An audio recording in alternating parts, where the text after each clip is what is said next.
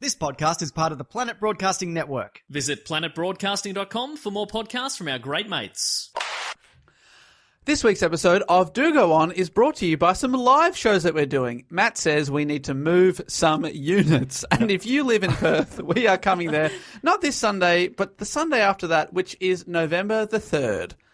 The Comedy Lounge in Perth. It's going to be a great time. November the 3rd. Remember the 3rd of November. That's how you remember what day to show up to this gig. Yes. So we hope to see you there. We're doing a live podcast and then we're doing a second half quiz show. It's 2 shows for the price of one. A few tickets available at dogoonpod.com. And the month after that, early December, it's coming up really quick now. We are coming to the UK and we've got shows in Dublin, Glasgow, Birmingham, Leeds, Bristol and London. A couple of those are already sold out, but if you want to get in for those shows, just go to dogoonpod.com. Matt, tell me, did I just move some units? I reckon you did, but I reckon what'll move them even more is some sort of internet celebrity endorsement. Do you reckon we could get one? Hi, it's Mesa here from the internet and podcast and stuff. I hardly endorse this event or product on the Planet Broadcasting Network.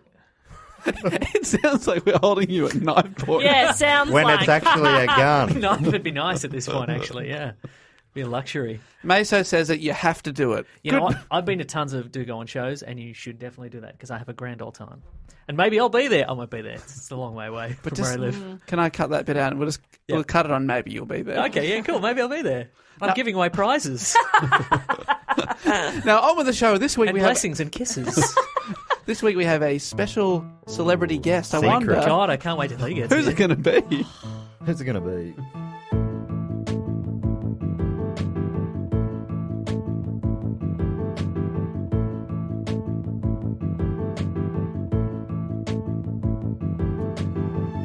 Hello and welcome to another episode of Do Go On. My name is Dave Warnocky and I'm sitting here with not one, not two, but 3 handsome and beautiful people. And that is Matt Stewart, Jess Perkins, and our celebrity guest that I alluded to seconds ago, Nick Mason. Hello. Thank you for having me here. It's always a pleasure to be part of Block. Happy Block, everyone. Happy Block to you. Thank you. Happy Block to you. I mean, is this peak Block?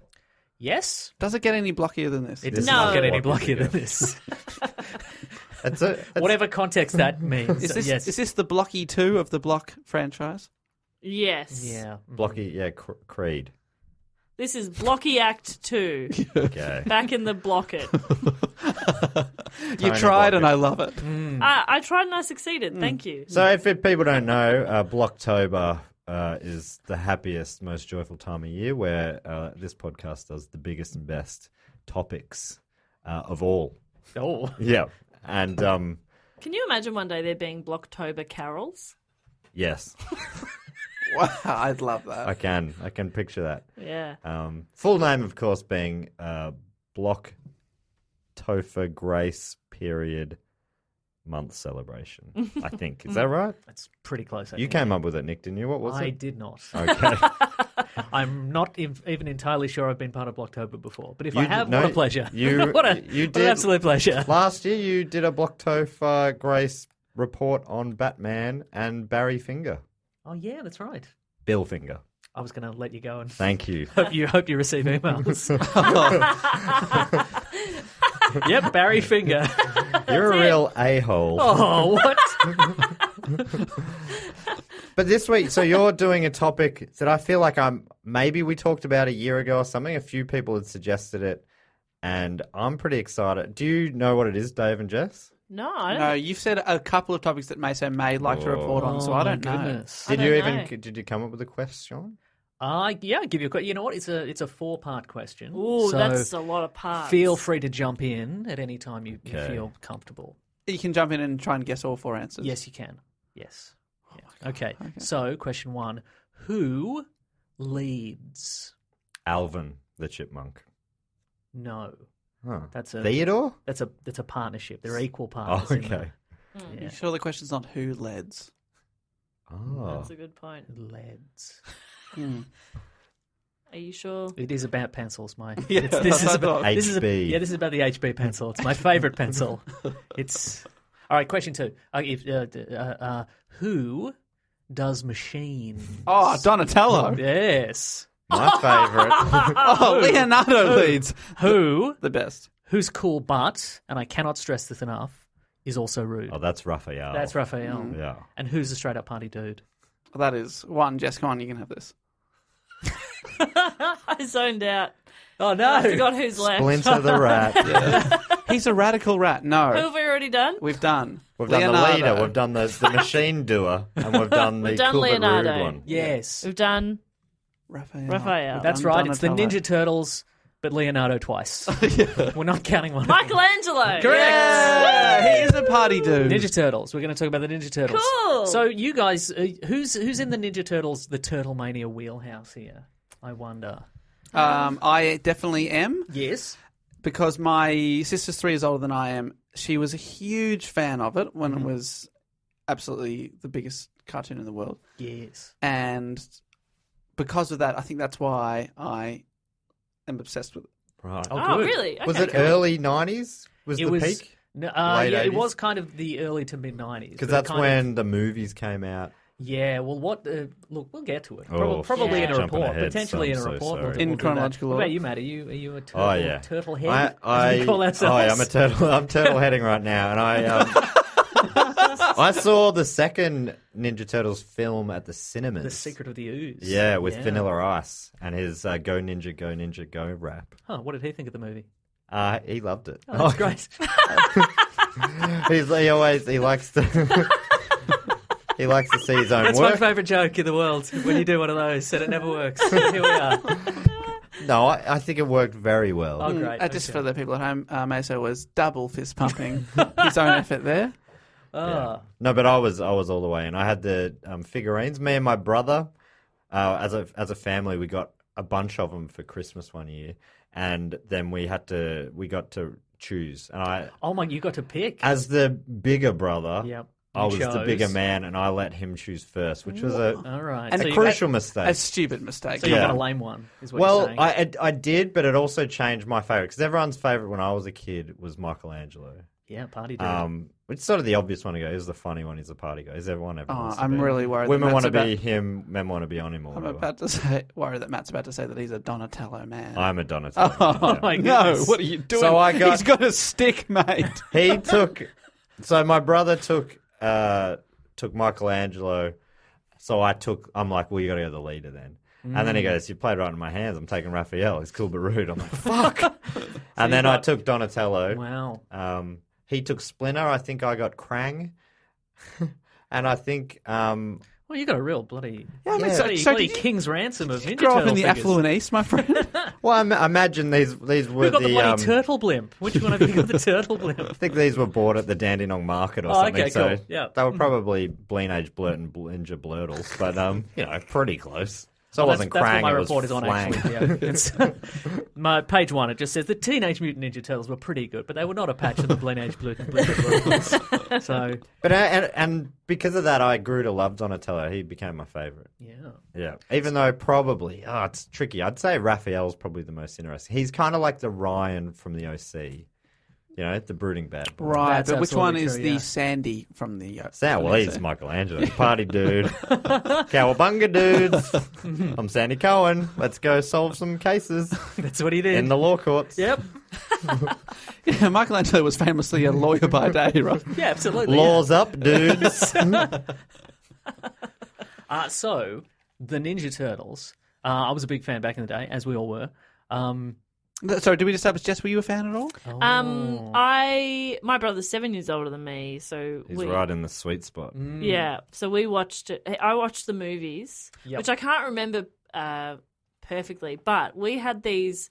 My brother had them. We had these like plastic mugs in each of their colours Yes. that had like stickers on them of each character. But over time, those stickers came off, so they were just colourful plastic mugs, and they were our go-to Milo cups.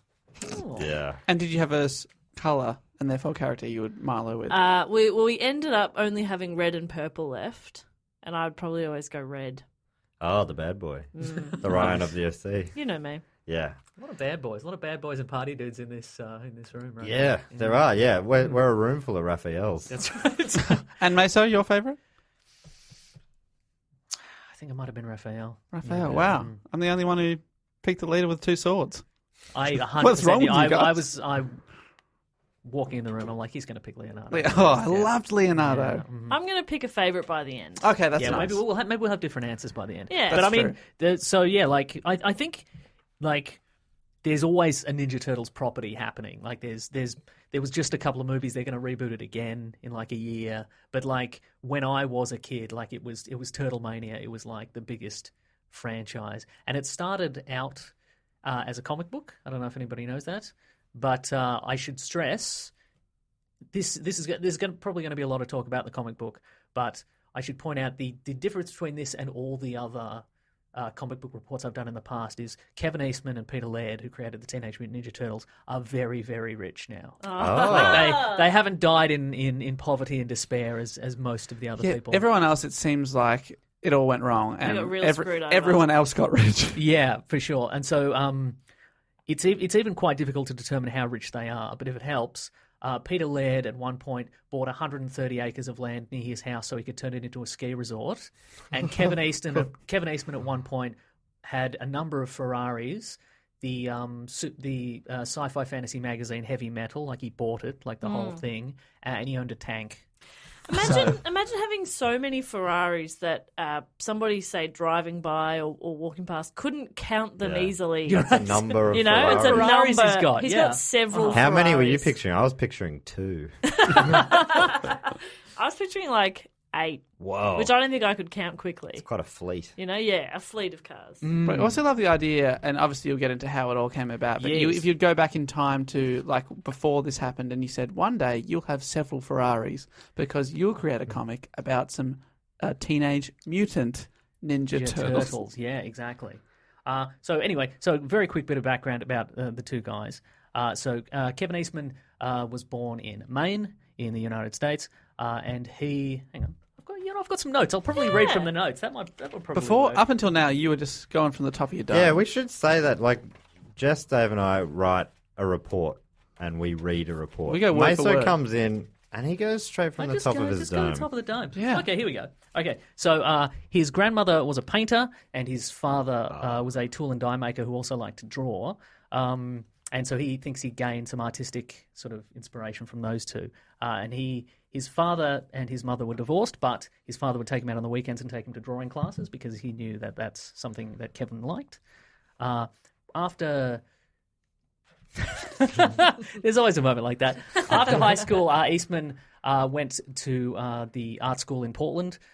He went there for like a semester, and it was quite expensive, and they didn't really mesh with what he liked. He liked cartoon. Drawing Ninja Turtles. Just drawing Ninja Turtles. That's all he wanted. They all told him he was crazy. But who's crazy now? He yells from his tank as he's running down the dean of admissions. Who's crazy now? Please, sir. He also doesn't have pants on. You When you're rich enough. don't have to. Don't have to. So basically, what he loved was cartooning. He loved comic books. He loved especially Jack Kirby, who I think I've mentioned in a previous report, who was kind of one of the people that built sort of the Marvel universe. But he didn't like the superhero stuff. He liked some of the weirder stuff. He liked the one's called Commandy, who's the last boy on Earth, which was kind of like a sci-fi future fantasy kind of comic book. He liked The Losers, which was like a World War II style comic. And one day he was working in a restaurant and he met a waitress that he liked. They decided to move to Massachusetts together. That is fast. Yeah, pretty fast, right? I mean, how big was his tip? Very big. Yeah. Yes. Would you like any dessert? Oh, sorry, he was working in the restaurant. Okay, So they right. worked Yeah. together. I was also imagining him as a customer. For sure. He definitely said he was working Okay. because the first thing I thought was the nanny theme. He was working in a diner, and I was like, and I'm off. Yeah, Was for it sure. Flushing, Queens? It was Portland, Maine. Oh, He was working in a diner in Portland, Maine. it kind of works. Kind of works, Kinda, right? Not bad. And so when he moved to Massachusetts, the romance didn't work out so much. Oh. But when he was there, he discovered there was like a piece of street press. It was called Scat magazine. Oh, Jess, you've been to this. Just love scat. In No. all its Loves scat. What? Aren't you a big scat fan? No, I love Scar. Oh, Scar. sorry. How does Scar sound again? But she's never heard of scat. I don't know what But Scar she is. is doing a poo. My goodness. So anyway, Scat Magazine was kind of like, alternative street press, and they have cartoons and funny little articles and stuff like that. And he was like, this is perfect.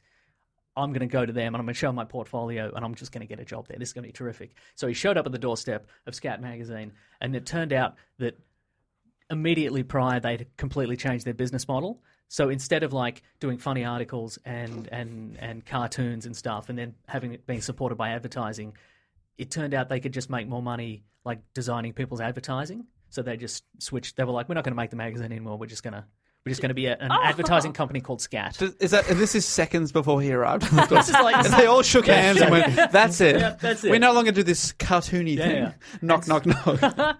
And so he was like, okay, fine. But they were like, look, we like your portfolio, though. It's kind of weird, cartoony stuff. You should meet this guy, Peter Laird. He's done some work for us before. And so they gave him his details, and he called this dude up, and he's like, oh, hey, I was recommended we meet up and we can work together kind of thing.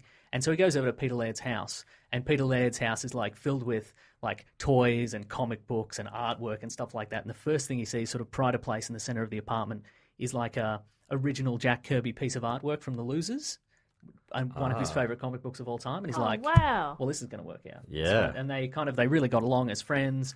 And then sort of summer ended, and Eastman's like, well, I've got to go back to Maine. And then a couple of months later, Laird called him up and he's like, hey, listen, I got married and I moved. I was having some cake at a diner. Yeah, I that's met right. another Yeah. waitress. And then one thing led to another. Anyway, I moved to a bigger house. It's got room for a studio in it. How about this? You move into our spare room. Nothing weird, but just move in his spare room and we can hang out and we can kind of work together and we'll see if we can come up with something. And he was like, okay, that sounds pretty good. And so they got together and they created a company called Mirage Studios. It was called Mirage because there wasn't anything to it. It was just like they made up letterhead and stuff like that. But it was basically just them in the living room, like working on the couch. Kind of thing. That I know that name. Do I know it because of Ninja Turtles? You might do. What is there any Or the other concept of a mirage? Oh no, that's it. Yeah, that could be it. Yeah, That's it. Yeah. Did they go on to do anything? Well, you'll probably talk about that. Oh yes, Okay. Forgot how the show the works. Ninja Turtles. Did you just is what shush they- yourself? They move on. Yeah. Shut up, Matt. Let Maso talk. I was saying what some of the listeners were saying. Someone at home is like thinking shush so hard that it made me say it. Well done. That's powerful. Yeah, so what basically they did, And they're is in the they were future. They were like, okay, well maybe we'll create some characters, maybe we'll create some work, we'll kind of sell it to Marvel, we'll sell it to DC or something like that. And in the meantime, what they did is they created the first thing they created was like a zine called Gobbledygook. Do we all know what a zine is? Yeah, It's short for magazine. Yeah. But it's like Photocopied. Yeah, it's basically that. It's kind of, you create some artwork and some articles or whatever, and you just photocopy it and staple it together and you give it away at, alternative bookstores. So or sort of whatever. self-published. Yeah, self-published. And so they were working hard on that. They came up with an issue of that, and it had a character in it called Fugitoid, who was a fugitive android, hence the name. Okay. And it had some, art gallery samples and stuff like that they thought they maybe would shop around. And they had one day they had a big day working on their zine, and just hanging out at home, and they decided, okay, we're going to take a little time off. We're going to relax and zone out. And Peter Laird's favorite activity when he wanted to not focus on work was to like watch some bad TV. So like watch the A-Team or like TJ Hooker or something like that, and just kind of like focus solely on that and just kind of concentrate. And Eastman's favorite activity when he wanted to relax was to annoy Peter Laird and like knock him out of it, like, and just kind of do anything he could to distract him and annoy him. And so apparently that day he just had like a stray thought, and it was, what if Bruce Lee was an animal? What would be the worst animal he could be? That's the genesis. He just had this thought, and he's like, well, a turtle. Like, of course, because that's, it's awkward and weird and slow, and you flip it over on its back and it's done. You can't imagine with a shell on their back they'd be all that agile, Yeah, for sure. Yeah, unlike Bruce Lee, the greatest martial artist who's ever lived. Quite agile. Yes. Arguably. Yeah. Arguably. Agile. So, He's an agile man. so what he did is he just got out one of his sketch pads and he just drew like a really kind of awkward standing up on its hind legs turtle with like a mask on. I think I might have a piece of Is the A-Team still playing this whole time? The A-Team is playing. They were soundtracked by the A-Team. Or the LJ Hooker commercial. Yeah, exactly. Here we go. So he just basically drew this figure. It's the first one here. This is good for the bloody listener, isn't it? And he just was like, I mean, What it do you doesn't reckon? change all that much. well, that's true. I mean, they get certainly more anthropomorphic over the years, but he's got these little mask on. He's got his little nunchucks. Kind of Yeah. thing. And that cracked Peter Laird up. And so he basically drew this one. He's like, all right, good work. And he drew another one, which is a little more sort of... So they're both by the same artist there, sorry, or did one draw? No. That's Peter Laird on the left, and that's Kevin Eastman on the left. That's Peter Laird on the right. I've got to tell you that Peter Laird did a less good job. Yeah. He's like, let me have a go. To be fair, he was just trying to watch TV. Yeah. Yeah, exactly. It looks like he devolved the draw. It looks like the other way around. The second one's the sketch, and the first Right. one is like more beautiful art. And not to be outdone, Kevin Eastman then was like, all right, if we're going to do this. And he sort of created 4 Ninja Turtles with all their sort of individual weapons. And he created this little 4-piece Ninja Turtles here. He wrote Ninja Turtles. He drew this up, and then Peter Laird was like, okay, the Teenage Mutant Ninja Turtles. Man, that's the awesome. genesis of the character. Whoa. And so the idea was that every word in this represented like a hot trend in comic books at the time. So it was kind of like, let's see how many stupid trends we can fit in. So like mutants were the X-Men who were hot at the time. Teenagers, DC had a team called the New Teen Titans, which was like Robin's superhero team. Bloody Turtles. There were a lot of funny animal books, and like in kind of independent comics circles, there was a character called Cerebus who was a like a medieval aardvark kind of character. He was like the most popular independent comic book character at the time. And so they're like, yeah, to keep the Turtles in, funny animal character. And of course, ninjas, which is kind of, that's Bruce Lee. Bruce Lee. And And ninjas, cool. agility. ninjas are always cool. And you know what I mean? what does that word at the top represent? That's a mystery to this day. Like, Right. nobody knows the answer to that. Te. T. Hey, Teenage Mutant Ninja. Gotcha. Gotcha. Sorry. Dumb question. This sketch was sold at auction many years later for $71,000. Wow. So that's a bit of a. So he just sort of whipped that up. Just whipped like that they're up, just, yeah. They're just hanging out on the couch, chatting, Yeah. making each other laugh, and they made that. And they made that as a joke. And at some point, it goes bloody beyond a joke. So they've Check got it out. very different drawing styles, obviously. Yeah, Eastman is more kind of gritty, and Laird was more kind of sci-fi, maybe more Right. Kirby influence. But yeah, and so speaking of ninjas, that's probably the biggest point. Like at the time, Daredevil was was a huge comic book at the time. There was a guy called Frank Miller who was a writer and artist, and he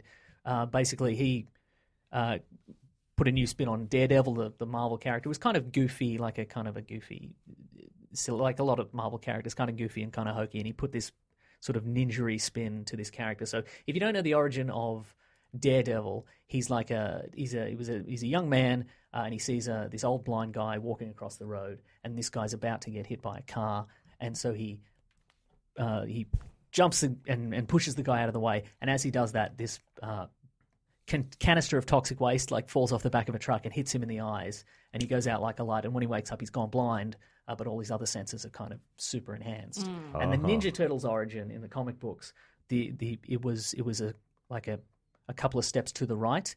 In the Ninja Turtles origin, that same thing happens, except after it hits the kid in the face, the canister then bounces off and it crashes into a kid who's holding a terrarium of turtles, and the whole toxic waste turtles mashup falls down into a sewer, Right. and they also run it, and it splashes also onto a rat, Yeah. and they become the mutagen, the ooze, Right. transforms into the teenage. So Ninja Splinter was Turtles. there from the start. In the original comic books. Yeah. Yes, he was. They made some changes for the cartoons later, but he was always Yeah, in the films they had Splinter was he morphed from he was the pet rat of a karate expert. Yes, or a that's ninja, I that's guess. the say. So in the Ninjutsu expert. ninjutsu. So this isn't just any rat. This is the pet rat. This is the pet rat of Hamato Yoshi, who is a ninja master from Japan, and he was he was in love with a woman called Tang Shen, and he had a romantic rival in the form of a man named Oroku Nagi, and he killed the man in a duel, and then he had to flee Japan and he had to come to America. and then he was followed behind by a man named Oroku Saki, who was Oroku Nagi's brother, who then killed him and the woman. That Oroku Saki being, of course, the Shredder. Yes. The classic Ninja Turtles villain. But then when the mutagen got on this rat, he of course remembered. Yes. And he was like, well, I better raise up these turtles as ninjutsu masters so we can exact revenge on the Shredder. Yeah. Makes sense, right? Yeah, That of course, does. obviously. That's Yeah. what I thought, If I was yeah. a rat, I would want to exact revenge Yeah. On my master's killer. Yes, The exactly. Shredder. Yeah, by teaching some turtles To dance. ninjutsu. To Yeah. ninjutsu, yes. exactly. The And- ultimate dance. Exactly. And so in Daredevil, in the 1980s storyline, Daredevil, some ghost from his past reemerge. His master Stick, who was another blind man who had like supernatural powers. And Donatello ended up using him. exactly. And then the Stick brought him back into a battle with a ninja gang turned international crime syndicate called the Hand. So in the Ninja Turtles universe, we obviously have Splinter. That's the master of the Ninja Turtles who battle the ninja gang turned crime syndicate, the Foot Clan. Right. That's all. Yeah, Instead that's of stick in the hand, it's splinter around in the foot. Yeah, exactly. Love Oh, it. that's Pretty clever. pretty. It's basically satire. It's a little bit of satire, isn't it? To be honest, I don't really know what that means, but I love saying it. I think this is satire. I think it might be satire. So basically, they were like, I think there's something in this, like this dumb, ridiculous thing, this concept. And so what they did is over the next couple of months, they wrote a 40-page comic, the Teenage Mutant Ninja Turtles, which had that storyline in it. And basically what they did is one of them got a tax return, one of them emptied the money out of their bank account, one of them got a loan from his uncle, and together they got about $2,000 together, and $2,000 at the time would buy you about 3,000 like black and white copies of this comic book. Wow. And they were like, okay, what we'll do is we'll sell some at conventions, and we'll sell some to comic book shops and stuff like that. We'll see how we go. What they also did is, because Peter Laird worked for I haven't mentioned this, but Peter Laird worked for newspapers for a long time. He did newspaper cartoons. He sold like illustrations to TSR, who owned Dungeons and Dragons at the time. And he was pretty Lock savvy. Connection. Yes, he was pretty savvy in terms of like how to get your brand out there. And so they created a media kit. It was like 4 pages, which I've reproduced for you. Oh, Here. cool. Good for the listeners. Wow, you've brought a show bag in I've it. brought a little show Happy to bag say. for us, right? And it's basically, it's like a little piece of, a little summary of the Ninja Turtles' adventures. The story unfolds as the 4 turtles embark on a perilous mission to confront their sworn foe, the malevolent Shredder. Who will prevail? Publication date for the first issue of Teenage Mutant Ninja Turtles is set for May 1, 1984. And then there's cover price and blah, blah, blah. And then it contains like a more Whoa. refined version of the classic Ninja Turtles look there. It's so funny because that looks like the drawings my brother used to do of the Ninja Turtles. Oh. And I was always like, he hasn't done a great job. Oh, no. But now I realise he's actually just Drawn drawn the originals. originals. Yeah, well, maybe. And I should call him and apologise live on air for Blocktober. He was going to be an artist until you came along. He's actually pretty good. But Well, you realise that now. Until you crushed his dreams. He makes his art with wood now. Yeah, he does. Yeah. So here's a little advertisement for the Portsmouth, New Hampshire Minicon, the comic convention where they were going to debut the Ninja Turtles. And here's a little full colour artwork that you might airbrush on a van. Oh, wow. You know what that would look like? Yeah, I would That airbrush was- that on a van. From right at the beginning, they had That's what they Shredder look design. like, yeah. Wow, Shredder he didn't change all that much from there. He looks badass. Yeah. badass. He looks way better there than he does in the Michael Bay films, That is almost certainly true. where his suit is made of swords, basically. Like, have you seen it? No, I don't think so. They're like like spring a robot action sword man, sword. yeah. Yeah, it's real silly. Yeah. It's real silly, as opposed to this, which is real cool. So what they did is they took this media kit and they sent it to 180 radio and TV stations. They sent it to the Associated Press. They sent it to all these news outlets. And it was basically like, this is the newest hot property. Everybody get on board with the bloody Ninja Turtles. And then they all started going, maybe this is a bloody hot Maybe property. we Maybe we should. should get on board with the bloody Ninja Turtles. And Kevin Eastman said, when we sent out all these press releases, Pete's idea, we ended up getting tons of free press. I think it had always had to do with the name. I mean, most people would see it and try to say it, and after they picked it up, it ended up going home with them somehow. I think most of it had to do with the right place at the right time. I think we came out with something people wanted to see at that time. That's so Or cool. even there was more luck going on than I thought. That's anyway, and so... I honestly thought you were about to tell me they sent out 180 press kits and heard nothing back. Oh no, they heard so much. Wow, that's really, great. They really got some heat on this, and it turned out they had these 3,000 issues, and they sold them all, which is pretty good. I mean, they gave some away to the friends and family and stuff like that. It was kind of like people, a lot of family members were like, "Oh, it's so cute you're doing this. Isn't this a fun little nice thing?" It's got the vibe of just a real easy success story. Yeah. Everything just there's been no struggle at all. Yeah, I was hoping that they were not going to be able to sell any of the copies. Or I was whatever. hoping they'd at least hate each other, but they seem like really good Well, buds. There's still time. Great. There's Still always time. There's still time. There's Yeah. certainly time. I mean, some things are more important than money. Yeah, No. like Tanks, like buying a tank Yeah, and good my driving around in a tank. seven Ferraris are better than your tank. Yeah, that's right. It does seem like if this or Superman was laughed out of town, you would have assumed it'd be this. But it was absolutely right. But I guess Superman was the Ninja Turtles of its day. Absolutely. It's a man who's an alien. Oh my God. And his planet explodes. Nothing could hurt him. apart from green rocks. All right, mate, you've had enough. You've had it. You've given it a good try. This is a Bunnings store, sir. All right, hey, all Yeah, along. nice, It was nice, always good. one of No, those. that's good. No, wait. What's your order at this McDonald's Oh, drive-through, yes. sir? And yeah. then he got off the bus, and I was like, Dad? But my question is, why was he talking to the McDonald's drive-thru about a Superman idea? That doesn't make much sense. Really good No, question, that's isn't a it, good Dave? point. Yeah, I mean, you really talked thought about it about to your that. friends, maybe, or Silly. not a person you don't know. Matt gets enough people not understanding his jokes on Twitter. Oh, sorry. He doesn't need I that. get enough of this at home. He doesn't. Yeah, when you're on the couch reading your Twitter replies. Yeah, if anyone is on my Twitter, everything I say is not real. Okay. So he's definitely not doing any gigs coming up. Wait, apart from the plugs. Plugs Ones are are real. sincere. Everything Plugs are else genuine. is being silly. When he said thanks for coming out last night, really, he hates you all. Yeah, that's right.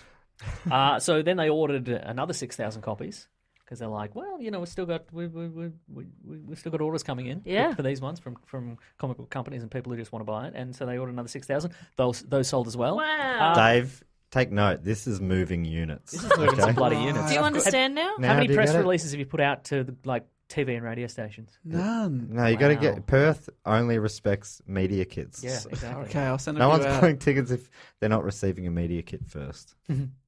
Duh. Sorry. Oh, come on, man. So anyway, they sold these 9,000 issues. Amazing. And after they paid their uncle back and they paid for some bills and etc., they made like a couple of $100 each, and they're like, incredible, amazing. What a Oh, this is a, what bless a what a them. world, yeah. And their parents were like, oh, it's good So for you. cute. That's So great, cute. but you'll Yeah. never own a tank. You'll never, absolutely, yeah. I'll prove you wrong, Mum. That's what my mum says, which is weird. She's always, every time I speak to her on the phone, she's like, oh yeah, what are you up to? How's work? How's this? Rah, rah. And then as we say goodbye, I'm like, love you, Mum. She goes, you'll never own a tank. Beep. You're like, but what kind of tank, Mum? Yeah, Like a fish tank? Fish tank? I can get one. I'll get one tank? tomorrow. Other kind of third kind of Third tank. kind of tank. Gas. Gas tank. Gas tank. You kind of do. How? Where? Tell In your me. car? It's inside Colin. Oh my god. Yes. Colin, Take that, Annie. Colin is Jess's car. Otherwise, you'd be very confused. Yeah, Uncle inside Colin. I put a tank in him. Colin, let me access your gas tank.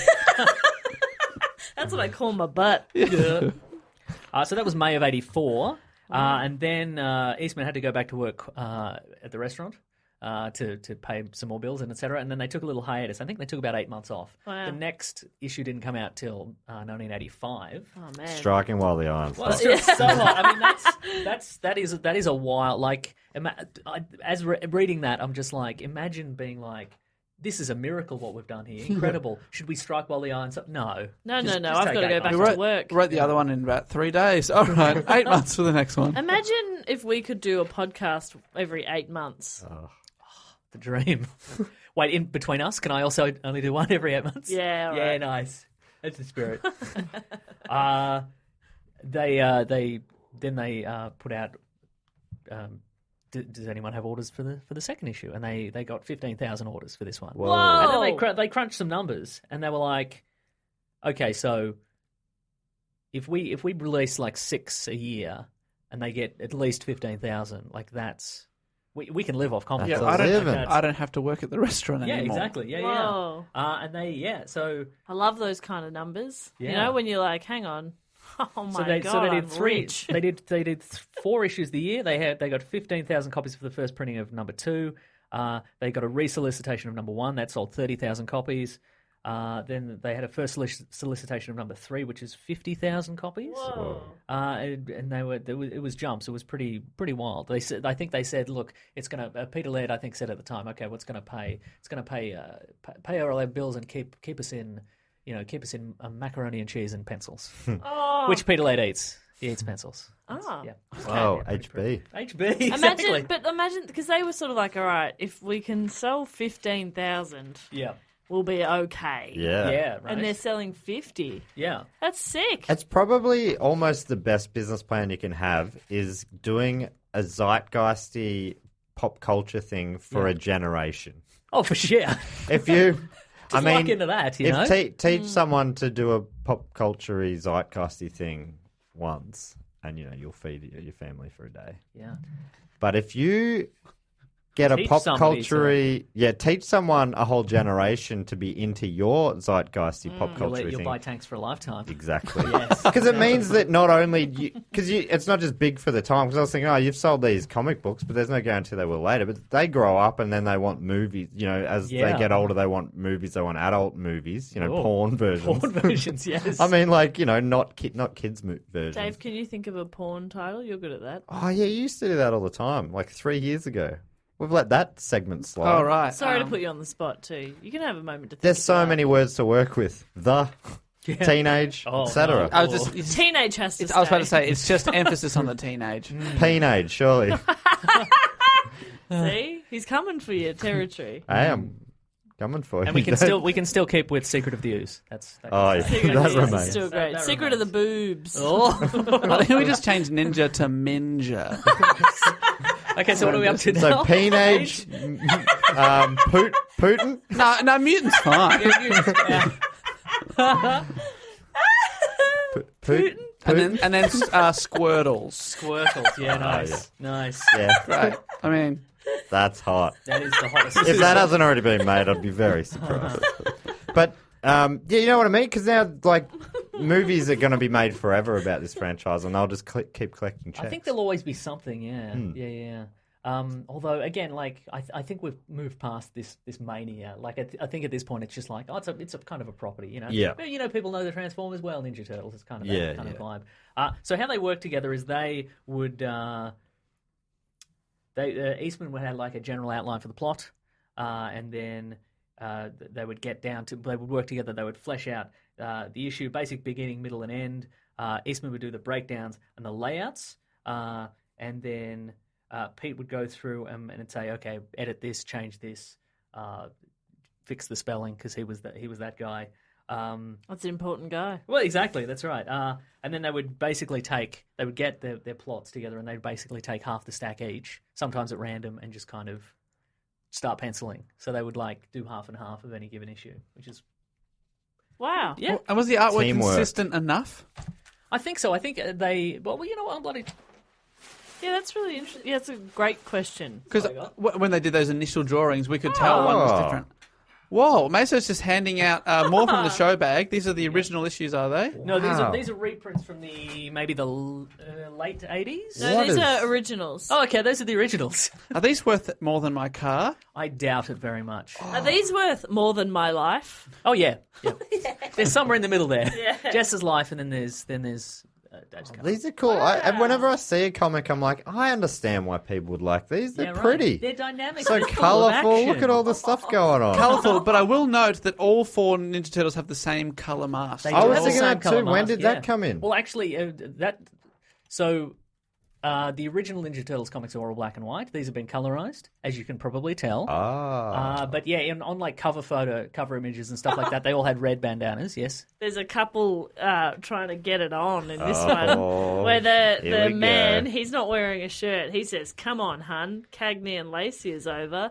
Let's ... Oh, hello. And then she says, "Oh, Herb, we might wake the kids. Tee-hee. So some of this is a little bit juvenile, but at the same time, it's a little bit more adult than like what most people know of kind of the Ninja Turtles, because this is kind of like, you know, this was, you know, a couple of men in their 20s making a silly kind of joke comic that they're also taking quite seriously. Yeah. And it was kind of like, well, this is what we would like to read kind of thing. I feel I've derailed the whole podcast. You guys are just going to be Sorry. clicking. So, sorry. don't Love it. stop. Look at that. Matt was right. They're very pretty. In the next frame, did the Teenage Mutant Ninja Squirtles come in and kick into gear? Yeah. Yeah. Tee-hee. Tee-hee. That was one of their catchphrases. But yeah, is that so? I've got a big canvas print at home of the Ninja Turtles. Oh yes. And they all had red bandanas in it. I'm like, oh, it's weird. My brother gave it to me because it's something we share, right? It's one of the few. Yeah. Was that connections him trying to reconnect? and Oh, no. and thank you for giving up the first pick all those Yeah, years ago? maybe that's what it was. And And- finally, you know, after 20 years, we reconciled. Okay, you did. That's nice. Yeah. I'd like to imagine you opening that canvas and then saying, no. Give me the figurines, boy. I'm a grown man. But in that painting, they all had red bandanas like the artwork here. That's the classic Ninja Turtle, yeah. Right, I didn't realise that. Anyway, I've painted over them with the right colours. Have you really? Oh my god! You're kidding. Wow. No, I'm not. You've just doubled the value of that, Matt. Yeah. So with this success came a little bit of kind of licensing. There was like some people came to them with various offers. Like there were some little pewter figurines. They got put in a role playing game called Teenage Mutant Ninja Turtles and Other Strangeness. There was like T-shirts and bits and pieces like that. But these guys, Eastman and Laird, were quite wise in that they remembered the story of Siegel and Schuster and Bill Finger and whoever else I mentioned on previous podcasts who got royally screwed out of a lot of stuff. And because they were like, you know, kind of independent comics guys, they were basically like, when anybody came to them and was like, okay, we're gonna, you know, we'll promote your stuff and hey, maybe, you know, we'll give you some tie-in toys or whatever, and we'll take 90% of the profits and blah blah blah. They were like, listen, we're making enough money off this. We're making a couple of grand, a few grand an issue. We're doing fine, and you seem quite slimy, so we're basically not gonna. Slimy. Normally you'd think Turtles would be into that. Oozy boys. But in fact, Eastman and Laird were human men. I don't know if I mentioned that. This isn't based on their real lives. The theatre of the mind has entirely changed. Yeah, I know, right? The curtain just came They're down. just normal men. If you'd like to picture, I see. Kevin Eastman in this era looked like a little bit like Green shell. Exactly, green shell looked like John Oates, like mustache and a mullet kind of look. Oh. Who's John Oates? From Hall & Oates. Hall & Oates. Okay. And How many Oates do I know? Just the one. It's probably not him. Who could this one be? And Peter Laird was a nice young man. It was more of a Daryl Hall type. No, not really. More of your stereotypical nerd. Okay. Looking guy. More of a Dave. Of the two, Kevin Eastman is kind of the more kind of like they're reportedly very nice if you ever meet them. They'll answer all your questions and they're very happy to talk about any aspect of I'd love to meet him. But Kevin Eastman's much more kind of gregarious and kind of like, you know, he's more excited about the biz, and Peter Laird's kind of more like he's kind of shy and retiring, and he'll. Are you going to meet him? Oh, come on. I'd love to meet them. Master, can you make that happen? I'll make some calls. Is that a funny feeling? Maybe if I said it, you know, put it out into the universe. Yeah. The secret of the meet and greet. Sure. Master, That's on the table. You're pretty big in the comic book world. You could make that happen, surely. I'll probably figure out where they live. You know. Okay. I mean, I could just look for a really big garage that could fit a tank in it. Yes. And a ski field around it. Some sort of ski field, yeah. But anyway, they decided that they would be kind of like, they would be in control of their own destiny, and they'd always have like final say on everything that they put together, and they wouldn't give away control of anything. Right, but at one point, I'll let Jess finish up. Muttley in the corner. Okay. Then I'll just barrel through, shall I? In 1986, they were approached by a guy who they felt was still a little bit slimy. His name was Mark Friedman. He owned a company called Surge Licensing, which is a Just sexy, licensing already makes it sound like, right. oh, we just come around and license just other people's stuff. Yeah, we don't have to create anything. We'll kind of, you know. And he's like, And he's like, okay, well, I'm different from everybody else. I've heard about you through like a toy company, and you got a little heat on you, so I'm going to come in and Extinguish some of that flame. Extinguish some of that flame, exactly. That's right. And they were like, listen, all right. John Oates, you're on fire. They were like, all right, fine. We don't think anything's going to come, up with this, but come in anyway, kind of thing. And he came over to their house, which at the time when they were painting, so he showed up in like $1,000 suit, and they were like in paint splattered like shorts and t-shirts, and he's like, this is what are you doing? This is not professional. This is not the professionalism we're expecting. We're painting our house. Licensing. Was he writing checks with ivory? Is this the kind of guy we're imagining? Yeah, kind of like that, leather briefcase, perfect hair, the whole thing, right? And he's like, look, I can make you millions, blah, blah, blah, the kind of standard spiel. And they were like, okay, look, if you think you can really do something with the Ninja Turtles, we'll give you 30 days. And so they got a paper napkin, and they wrote a 30-day non-exclusive contract on the napkin. Wow. And they were basically like, see what you can find. These people print comics for a living, and they can't find a piece of paper. Well, that stuff's expensive. Yeah. That comic stock is like, it's like $22 a sheet, mate. Well, you can make me millions, right? Get the napkins. And so in 30 days, he did. He got letters of interest from various people. He got letters of interest from a place called Playmates Toys, which was a toy company. Is this the adult toys we were talking about before? You'd think so, but no, it's just a regular toy company. In fact, their toys marketed to children 4 to 8. Oh, it's specific. Ages 4 to 8. And so they flew to California to have a meeting with these guys, and basically they were like, okay, we've looked at your work, and we like turtles. Who doesn't? But there's a little bit of stabbing and explosions and etc. Well, I don't think we can build a toilet line around that. But tell you what, toilet line. Yeah, toilet line. Is that what I said? But yes. We don't think we can build a toy line or a toilet line. I'd love to meet him. So they were like, listen, get a cartoon deal, get an animation deal, right? And then we'll talk and see what we can do. And so they did. They were like, well, they basically went to an animation company, and they were like, now it's called Fred Wolf Films, and they were basically like, we got some heat on this toy cartoon, yeah, so comic much toys. Heat in this story. What can you do for us? And so they sort of together they developed a toy line in conjunction with a comic book with a cartoon series, which is kind of like the standard situation now. I think you use the cartoon to spruik the toys kind of thing. Yeah. And like they came up with, they were like, okay, we got notes from the toy company, more mutants. You got to chuck more mutants in. So they created Bebop and Rocksteady. Right.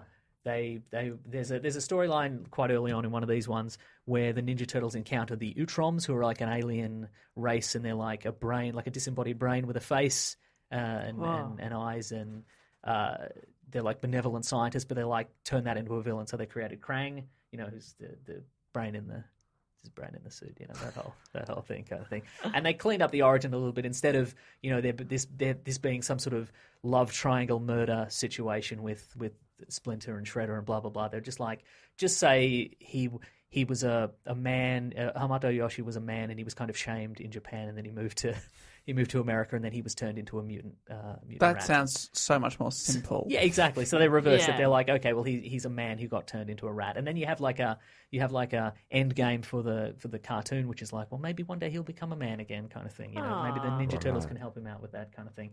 But can the turtles ever become a man? That's a good point. I think they probably have. Yeah. I love when they go undercover and wear the trench coat and the hat. I think that was the plot of the last Ninja Turtles movie. It was like, maybe we can become human people men. Why would you want to? You're a turtle. That's sick. Yeah, and you eat pizza. Oh, that's right. They love pizza. They love, okay. So they also demanded a few changes. They're like, okay, we got to simplify this. Again, less blood, what have you. Is there any way you can differentiate any of the turtles? Okay, we'll give them different coloured masks. We'll give them a little belt buckle that's got their first initial on it. So they'll have that. Can they love pizza? Can they have catchphrases? Yeah. Can they say cowabunga? Were they always Renaissance artists from the start? Yeah. Well, yes. The plan originally was to give them Japanese names because of the whole ninjutsu thing.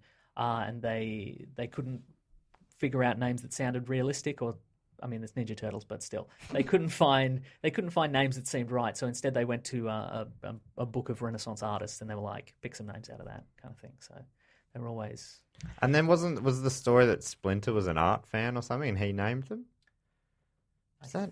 I so, feel like yeah. that was the story, and I think a lot of the origin I'm remembering is the first Jim Henson Company movie, or whoever that was. But Jim Henson did the. That was puppets Jim in Henson. it. Yeah. Mm-hmm. And I think that's what it was. Splinter was the pet rat in the film. He was a pet rat, and yeah. he morphed. He got Yeah. the ooze. Yeah. And then the turtles were turtles, and they were near. Yeah. So what was it? The turtles.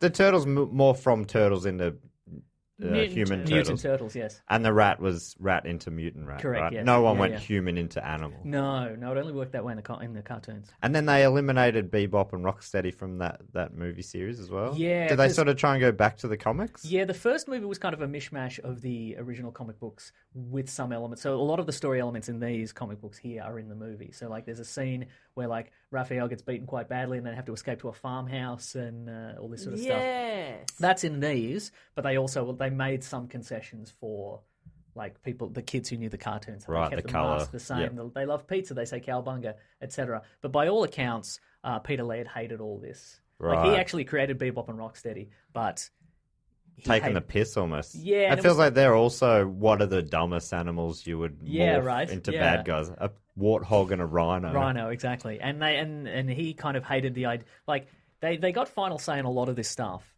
but they were also like kept getting presented with all these ideas, and they eventually have to start saying yes to some of it. I Right. think, and and they kind of hated that. Every episode of the Ninja Turtles cartoon was kind of the same, and it went for 10 seasons. I Yeah. was not aware. It went for 9 years. The Whoa. cartoon.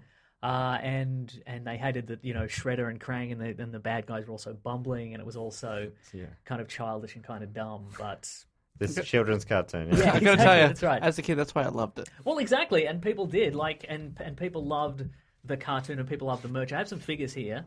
By 1988. The Ninja Turtles merchandising had made $175 million. That's how much Wow. they'd. And are they still in their 20s at this time? Peter Laird's in his early 30s, and Eastman is in his late 20s. That's it must be a weird thing to be collecting money from this thing you hate. Like Yeah. you could have put a stop to it, and you probably still could reverse some of these. Yeah, I wonder. Yeah, like, again, I think they could, but again, it was this situation, and I think you build an empire around you, and then there's all these people sort of relying on you. Right. So, like, at a certain point, the Ninja Turtles comic book went for, I think, 129 issues, but Eastman and Laird only ever made 15. Like, they only wrote and drew 15 because at 15 they were so snowed under with admin for the Turtles empire that they couldn't do it anymore. Like, they couldn't.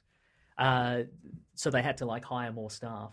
Right. To write and draw. Do the fun stuff do that the they fun got stuff, into it. exactly. Like for. they often referred to it as like they kept having to move further and further away from the drawing board kind of thing. And so yeah, like there were 100 and something issues. The vast majority of their output that they didn't even write or draw, or like they wrote some of it, or they did some outlines when they had a chance. They never really collaborated together again after the first 15. They Like- should have gotten more of a Stan Lee kind of. Here's an idea. You Yeah. make this happen Yeah, kind right. of role. I think they did a tiny little bit of that, yeah. 1989 brought in $350 million worth of Whoa. merchandise. ouch. You weren't even born then, No. and they were already earning that money. You know what I mean? I've Grow got up. so much Yeah. catching up to do. By 1994, which was the height of Turtle Mania. Okay, I'm alive by this point. Okay. Yes. Yeah. Well, cash in, sure. So- cash in right now. So in total, since the creation of the Ninja Turtles in 1984 till 1994, merchandise sales was $6 billion. So at that point, like that is that puts crazy. them up there with maybe only Star Wars beats them in terms of merchandise there. I had no idea it was this big. Oh yeah, I mean they were like I guess it was big enough to get to me, which means Yeah, it's right. probably pretty big. the toy line had something like 400 pieces in it. Like And Matt had most of them. yeah, well, by the sound. Well, of it, no, yeah. Matt's brother had most. Yeah. You divvy them up and somehow he got the 350. I think we started with the Turtles, and then it would have collected them over the years. I think he got both Bebop and Rocksteady in a future year.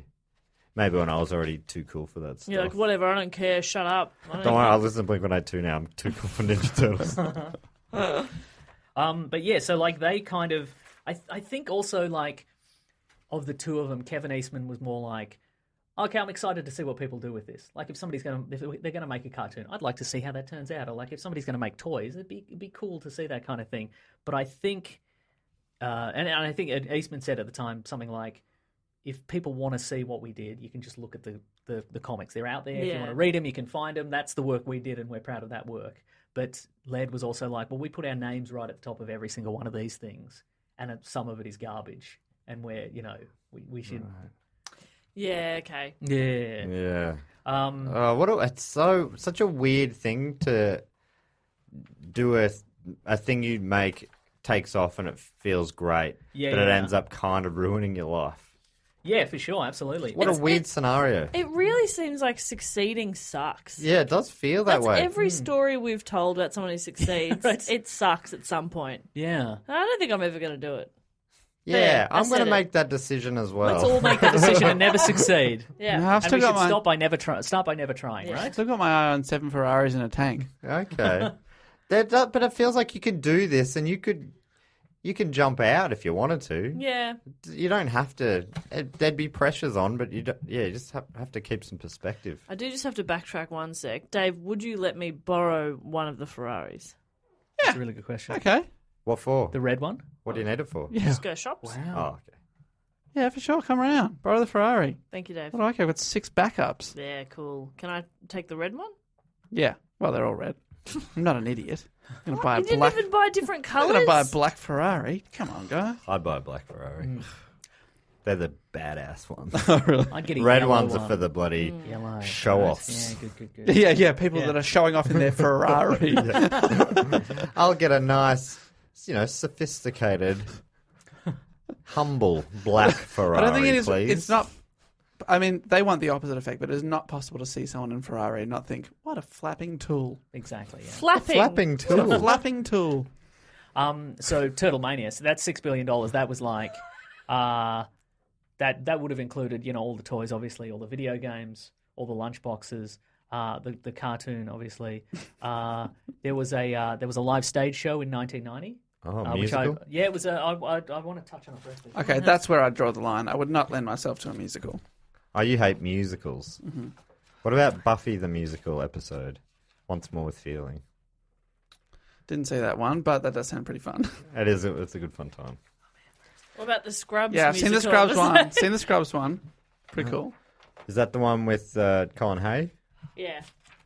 I can't Thanks for get to filling while I sleep. look for this piece of paper. Yeah, you're welcome. Have we- About the have we implications. Got a bit of an idea about... I feel like Dave, just because he opens the show, here he it is. probably, and he likes him anyway, he's probably our Leonardo. Probably. Yeah, okay. But I like the, yeah. But outside of the studio, I think that falls away. Big time. We're not, Jess He's a and I, mess. when we're out of the room, we're not following your lead. No. If anything, we're holding you up and dragging you along. What? How? We don't talk outside of the studio. Well, that's the weird part about it. Jess and I keep talking, and then you, Right. Yeah. you Gotcha. stop. You sort of start flopping. Yeah, drive away in my Ferrari like a flapping tool and That's going to catch on, I leave think. you on my... Come on, guys. So I think I'm going to say Leonardo is Dave. Yes. Then, so I can't help but feel, and listeners will probably disagree with this, but inside the room, Jess is the Raphael. She's I the agree. brooding Yeah, I was bad going to go boy. with Yeah. Raphael as well, yeah. So which one of us is the nerd and which one of us is the party dude? Why would the listeners disagree with that? I think they think you're really fun and happy. But I'm the one who'll turn on a dime. Cool, but rude. Rude. Yeah, they Yeah. know. The duality They of know. man and turtle, yeah. Yeah. Yeah. Oh no, they do know. Yeah. I forgot. I thought that was our little secret. That, that I'm a pain in the ass. fun fact, and maybe you can judge if this is fun or not, that theme song was written by Chuck Lorre. Oh, And yes. vocals by Chuck Lorre. Famously, that jingle was written by a man who then later created the show 2.5 Men, about a jingle writer who is inexplicably irresistible to women. Oh, I didn't connect that together. Yeah, that's his Wow, whole life. Interesting. that is interesting. Dave had mentioned part of that fact, but he didn't let me know about that he ended up making 2.5 Men, Oh, yeah, which that's is a his- show about That's a because Pretty temporary- much. I would never admit that I have watched enough 2.5 Men to know what it's actually about. But also, probably the most startling part of that fact is that his name is Chuck Lorre. Thank goodness you pronounced it. I Is that always how you say pronounce it? Chuck Law, Chuck Yeah, Lorre. I thought it was never Chuck know. Law or I never Chuck know. Lorre. Chuck Lorre sounds... All Maybe of a it is sudden, I Laurie. like No, the it could guy. be Laurie, No, actually, do you know now why that I he trust put you? that in my mind. Why I trust you, Meso? Because you are the Donatello of our podcast. Thank you. You do machines. I do machines. But he's also isn't he a party boy? No, that's all spin. That's all Oh. PR spin. I don't Isn't really- well, Oh, maybe Michelangelo's all spin as well. Oh my goodness. So surely you're the party boy then. Yeah, You're literally yeah. drinking a beer right now. Well, sure. So that feels It is pretty, mid-strength. pretty party boy to me. Yeah, but that's because you can drink more later. That's pretty party. How did yeah. you know? Did I tell you that already? To capitalise on the Turtles' popularity, a concert tour was held in 1990, premiering at Radio City Music Hall on August the 17th. The Coming Out of Their Shells tour featured live action Turtles playing music as a band, Donatello keyboards, Leonardo bass guitar, Raphael drums and saxophone, Michelangelo guitar. Hang on, drums and saxophone. Apparently. That is a Same time. wild Yeah, combination. That is wild, right? Maybe he's got like a tube that you Yeah. can sit down and play. Yeah. I'm guessing Laird is hating this Yeah, more right. than anything, probably. On stage, it's not the thing he hates the most. We'll probably get to that in a second. Okay. On stage, around a familiar plot line, April O'Neil is kidnapped by the Shredder and the Turtles have to rescue her. We haven't really talked about April O'Neil, but she was kind of like the... What, a yellow jacket? Yeah, that's for the cartoon. Oh, right. Was a reporter? So she was in the That's comics? also for the cartoon. Oh, In so the what's original, her she's a origin? computer programmer, and she works for scientist Baxter Stockman, who creates the Mousers, which are like little pest control robots that he's also using for crime. Right. And then she teams up with the Turtles. Is it, Seems cooler that she was a computer scientist. I think so. yeah, I wonder too. why Yeah. they... I guess it was Yeah. just so because she was always reporting on crimes, it was an easier thing to connect her to all episodes. I think so, yeah. Because Oh, like in yeah. the comics, she's kind of like the normal point of view character, but most of the time she's just at home. Right. and- but in the and- cartoon, she's basically the fifth member. Well, of the- exactly. Yeah, dream. yeah, exactly. Most of the Yeah, time she's mostly at the time at home. home. Oh, Yes. In the comic books, it's later revealed that she was created by a magic crystal. Okay. Okay. That's the best April O'Neil. Well, that's fact, I where think. all babies come from. Right? Yeah, absolutely. Anyway, Is that what they call it? concert tour. Magic crystal in my pants. Guys, we'll wake the kids. The theme of Tee-hee. the oh, tee Shall we pull the out story the had a magic very, crystal? very Bill and Ted-esque feel, with the theme of the power and rock and roll literally defeating the enemy in the form of the Shredder, who only rapped about how he hates music, No! trying to eliminate all music. My name is Shredder, and I'm here to say I hate your music. The tour was sponsored by Pizza Hut. Oh, I feel that's the most. Back in. Yeah, I'm back. Is that the thing they exactly. hated the most? That's also not the thing they hated the most. The thing they had, Peter Laird specifically hated the most was a TV series from 1996 called Teenage Mutant Ninja Turtles: The Next Mutation, which was created by Saban Enterprises. They created the Mighty Morphin Power Rangers, and so this was a very Mighty Morphin Power Rangers style show, and it had a fifth turtle in it. And one of Peter Laird's Scrappy Doo. she's very much she is considered the Scrappy Doo of Really? the Teenage Mutant Ninja Turtles franchise. So when Eastman Scrappy was so annoying. Oh, I hate the it. worst. Shut the fuck up. Let me at him. Wasn't he Shut the up. villain in one of the movies? I think he might have been. Yeah, maybe. Let's say yes. Yes. So when Eastman and Laird farmed out their stories to be written, while they concentrated 90% of their lives on running this gigantic empire, one of the rules they gave them all these rules, and one of the rules was no more turtles. There's four turtles, and there's no more turtles because they're not special. You can just make another turtle. Sure, yeah. And another rule was no girl turtle. Okay. And the reason I mean, you only had to say no more turtles, yeah, right? right? Yeah. But- yeah. yeah. As well, Well. just to really make this clear. If you're gonna do another turtle, very Which you specific. shouldn't. No, Well, and her name should not be Clarissa. Oh, but the rule I think was because they didn't like the idea of just put a bow on it and say it's a it's a girl version. It's like Ms. Pac-Man. Just put a bow on the top for the sake of there being a girl turtle. And this one was called Venus de Milo, and she was like She had no arms. she had arms and Okay. boobs. She was like a Turtle boobs. Yeah, exactly. Yeah, it was a That's little bit weird. weird. And also they copped some flack at the time as well. because she's the Ninja Turtles. Their names are like they're artists, they're creators. But Venus de Milo is a creation. Like she's a work of art, is what she is, kind of thing. She's an object. Is She's what an she object, is what she is, rather yeah. than a person. That's Exactly. what. Yeah. And I bet she had long eyelashes too. I think she probably did have long. Who was that for? What was the sexy turtle for? Yeah, I don't. I assume they were just they're like, oh, we want to market these toys to kids as well. We want girls as well as boys Yeah, to right, buy that the makes toys. sense. So Yeah. a girl turtle so girls can see themselves in the... Yeah. But who is it? Is it for the horny teenage boys? Who wants the sexy turtle? Yeah. Answer me, Meso. It was me. I knew it. I did. Busted. You walked right into my trap. I demanded it. I sent letters. Said, It doesn't- make a sexy turtle lady. I've got to see this. That's so confusing. I'm obviously missing something, and someone's at home going, no, it's actually... I don't think you are. Okay. But actually. Yeah, but basically, Peter Laird especially hated this because, like, the entire time they've been doing this for the the decade plus they've been doing it, like, people have been coming up to him and being like, well, if 4 turtles are good, 5 turtles is better. You know, just this idea of like how? just more stuff and more toys and more appearances and more video games and blah blah blah. And they're like, we can't. Nah. So with success, There are things that are more important than money. Ferraris. Some things you can't buy. Yeah. Your mother's validation. So speaking of bloody, There's a little... Oh, yuck. yeah, no good, right? It's real weird. Look at her legs. I think that might be like a fan art, but it's Okay, it's just sorry, I it's apologise. no good. With success also came lawsuits. Of There's some course. delightful lawsuits in here. People, I thought of the Teenage Mutant Ninja Turtles yeah, first. Yeah. Oh my God. This is from an interview with Kevin Eastman from the Comics Journal in the late 90s. Apparently, at any given moment, they would have between 15 and 20 lawsuits going at any time like that.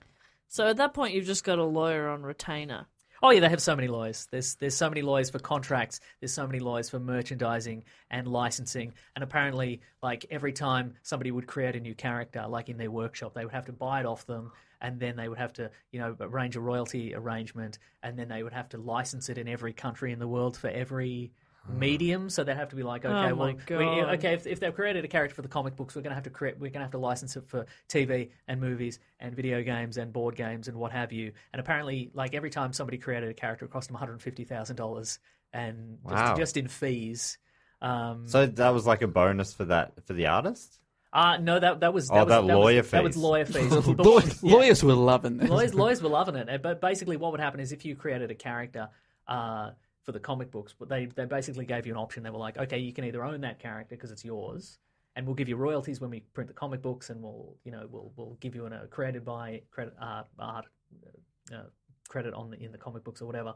Or if you give the ownership to us, we'll give you 50% of the royalties for that character forever. Wow. Which okay. was basically like if they, and this was basically to save time. Yeah. Like if we own it, we can license it out easier, and we'll just give you royalties forever, kind of thing. And so That feels like the better deal because Yeah, right. they're also going to be more likely, if the company own it, they're more likely to use it rather than for using sure, your yeah. character. It was there's a couple of people were holdouts for whatever reason, but most people were like, yeah, that's And a really good deal. It sounds like they, Laird and Eastman they'd learnt the lessons of the past. They didn't want to rip people off, right? Exactly, They didn't yeah. want to rip off artists. And it became extraordinarily complicated. But yeah, they were basically like, we can't be those guys. Yeah. And again, I think also if they did give control of all their stuff to somebody else or like a large corporation, then all of a sudden that is what's happening. You know, Right. it's just another Marvel or DC. Yeah. They were actually they got a meeting with Marvel at one point, and Marvel were like, "How about you?" That Marvel had at the time a creator-owned imprint called Epic, and they were like, "How about you bring the Turtles on? We'll give you, it's a hand-painted art and bloody beautiful stock, and it's incredible, and we'll give you all this creative control, and also we'll take 50% of the profits." And So what was that last bit? nothing. No, well, Beautiful stock. beautiful cardstock. But No, anyway, just after that. yeah. So in terms of lawsuits, there was a show called Howdy Doody where a character apparently had the catchphrase "Cowabunga." They sued for $1 million.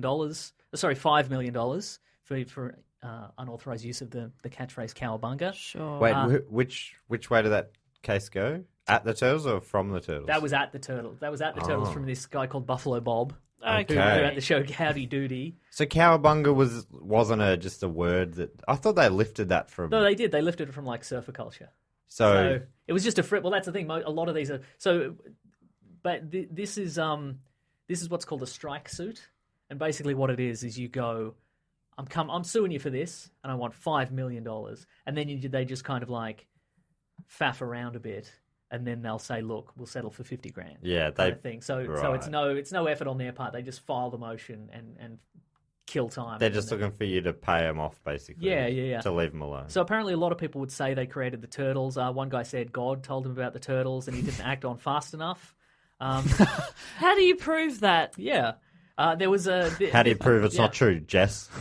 This is from Eastman's interview. There was a guy, a homeless guy, that Peter Laird knew a little bit, and he helped him out with money and et cetera. And one instance, this homeless guy created something, like he invented something called Presidents in Outer Space, which was, and Laird drew it for him. It was like George Washington in a spacesuit, like with a big domed kind of helmet. That's and fun. like, and I guess it in this guy's mind, it turned into a turtle, and he's like, I created the Turtles, so I'm kind of. It's a bit of a leap. And he filed a suit. This homeless guy filed a suit against him and kind of tied that up for years. They also got sued by the animation company that created the cartoon because basically those people said, We created this. well, we need more money because everything that made the Turtles good and profitable, we invented. Oh, right. But it was, and again, it was like this strike suit. It was kind of like, okay, we put the Turtles in the sewer. But if you go to like issue 1 of this comic, right. the Turtles are in the sewer. Or it's like, we put April O'Neil in a jumpsuit. And that's issue 2 of the comic. It's Right. like kind of thing. So it's all this... They didn't check any of the reference So, I mean, material. Yeah, They're using the wrong examples. Yeah. What about the coloured bandanas and these sort of things? They definitely did make a lot of money. That's true, but that was was Peter Laird. He did the bandanas. Okay, we should have checked that. No, Should have checked it. I think that was actually Matt Stewart hand painting his Oh own my gift. god! Look forward to posting a photo of that on social media. So they had to fight all these suits. They had to kind of like they couldn't let up because if they let one go through, they'd have to let a whole bunch of them go through. Apparently, in a lot of countries, there's something called first to file, which is basically if you file a trademark in a country, even if you had nothing to do with it, and then the original owners of that property come in, you can sue them. So there was a guy in the Middle East, and his name was Abu Shady.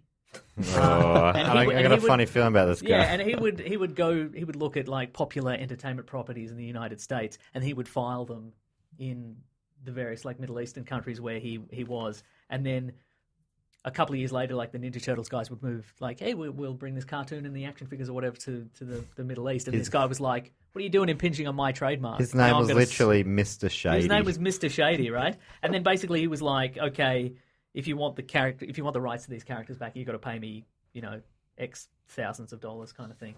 Crap, have we registered for Do the go Middle on. East? Oh. Have we? Oh dear. For Ninja Turtles, we should do that. Yeah, Not if Mr. Shady got there yet. Another one in Russia.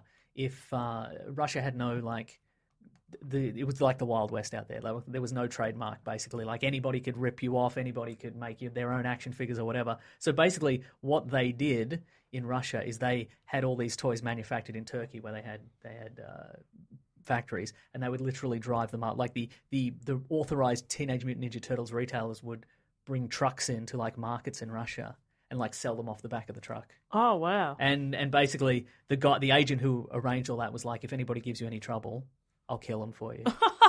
So that's pretty That good. sounds I like cool. that. That's pretty good. So they did business in Russia, all right?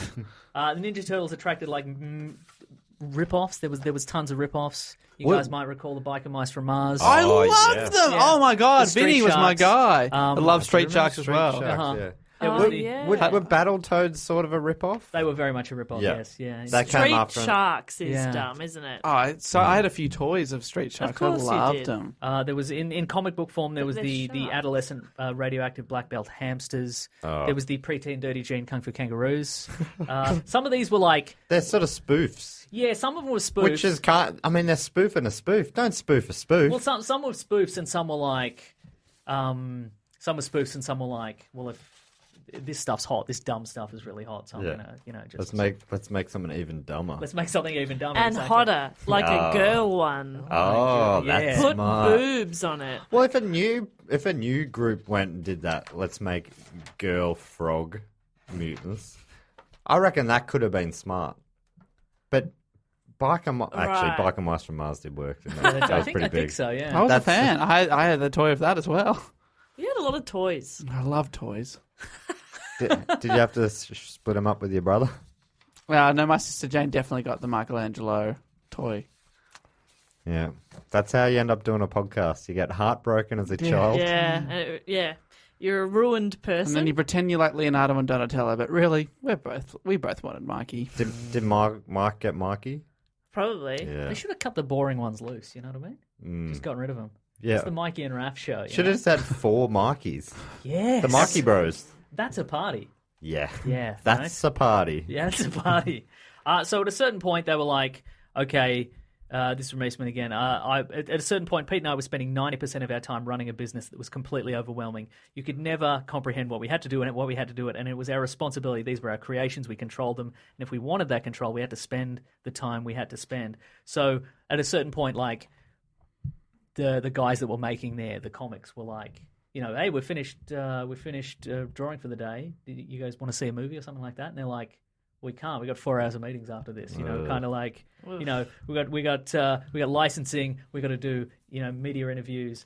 We got to deal with insane people suing us, kind of thing. Like they were Sucks to be the boss. This has got a real feel of sell it and start another new small fun project. Or don't. Like, sell it and just retire young and be rich for a while. But it sounds like they want to be drawing and stuff, Yeah. so they could sell it and see if they hire them back as artists. But yeah. But then imagine they would start another project just for the love of art, and then that does really I'm well. like, as well. not Like, again. "God, Yeah, damn well, actually, it!" Kevin Eastman did do that. He took a little bit of time away and he created his own another publishing company called Tundra, which was basically like it was like creator owned, and it was like all independent creators come at me with your great original ideas for projects, and basically like 70 people came, like professional comic book writers and artists came on board with great pitches and great ideas, and it kind of got overwhelmed, and he lost like $15 million on it. Oh. And it folded. So Oh, that's not great. I That's wanted him great. to He didn't succeed. want success. he didn't want success. But do you want to lose 15 mil? Yeah, that's the price of But not imagine success. having enough that you could lose $15 million. And still have a tank. Still be fine, yeah. Still have a tank. Maybe you had to sell the tank. Oh. Not Yeah. the tank. I think he kept the tank. Try and repossess the tank. Good luck. Yeah. Hi, we're here to repossess the tank. No, you're not. Just one moment. I just have to get something out of the tank. I left my wallet in there. One sec. I'm just going to get that. No worries. Hey, Mesa, this might be a stupid question. I'm ready. How do they make the swords shiny like that? It's paper. The artist. Yeah. Oh, not the ninja himself. No, the artist. How do you get that effect? It's just white, mate. It's an airbrushing effect, I think. Oh my god. Yeah, I know, right? Pretty. It's amazing. That really looks like it's shimmering. Would you like to hear I some was stuff from the almost afraid to touch it. I thought I would have sliced my that finger finger right open. Yeah. Do you want to hear about some crazies? Because in addition to lawsuits, they also had crazies. Yeah. Okay. So one of the worst ones was a guy named Chris Vigerin, who believed that he was riding on a bus once with Peter Laird, and he told Pete about the Ninja Turtles, and like this is pre the big break, and Peter Laird was like, "That's an incredible idea. Here's $100,000 in cash." Like on the bus, he was like, He just carries that for good yeah, ideas. he just did, and he was like, okay, thanks, we now own the Ninja Turtles, but appreciate it. There's $100,000, and this guy was like, okay, but I didn't know it was going to be that successful. I thought it was a dumb idea. I thought it was a dumb idea, and I just accepted the $100,000. But now it's been massively successful. I want $40 million, and he was like, in cash on a bus. and he's like, I'm gonna drive to the, I'm gonna take the bus rather to the Mirage Studios, and I'm gonna get my. I expect there to be a check when I get there. So apparently he was walking around like near their offices, like at a sports bar, and he was like, "I'm the president of Mirage. I forgot where my office is. Can you tell me where it is? 'Cause I gotta bloody Of course. Right away, sir, Mr. President. yeah." That doesn't sound sus at all. Yeah. Even if someone just said, do you know where the Mirage offices are? Yeah. I'd be like, yeah, they're just down the road. But if someone walked in and said, I'm the president, I forgot where Right, it I is. work, yeah. Also, wear my pants. And what's the combination to the safe? What's my name?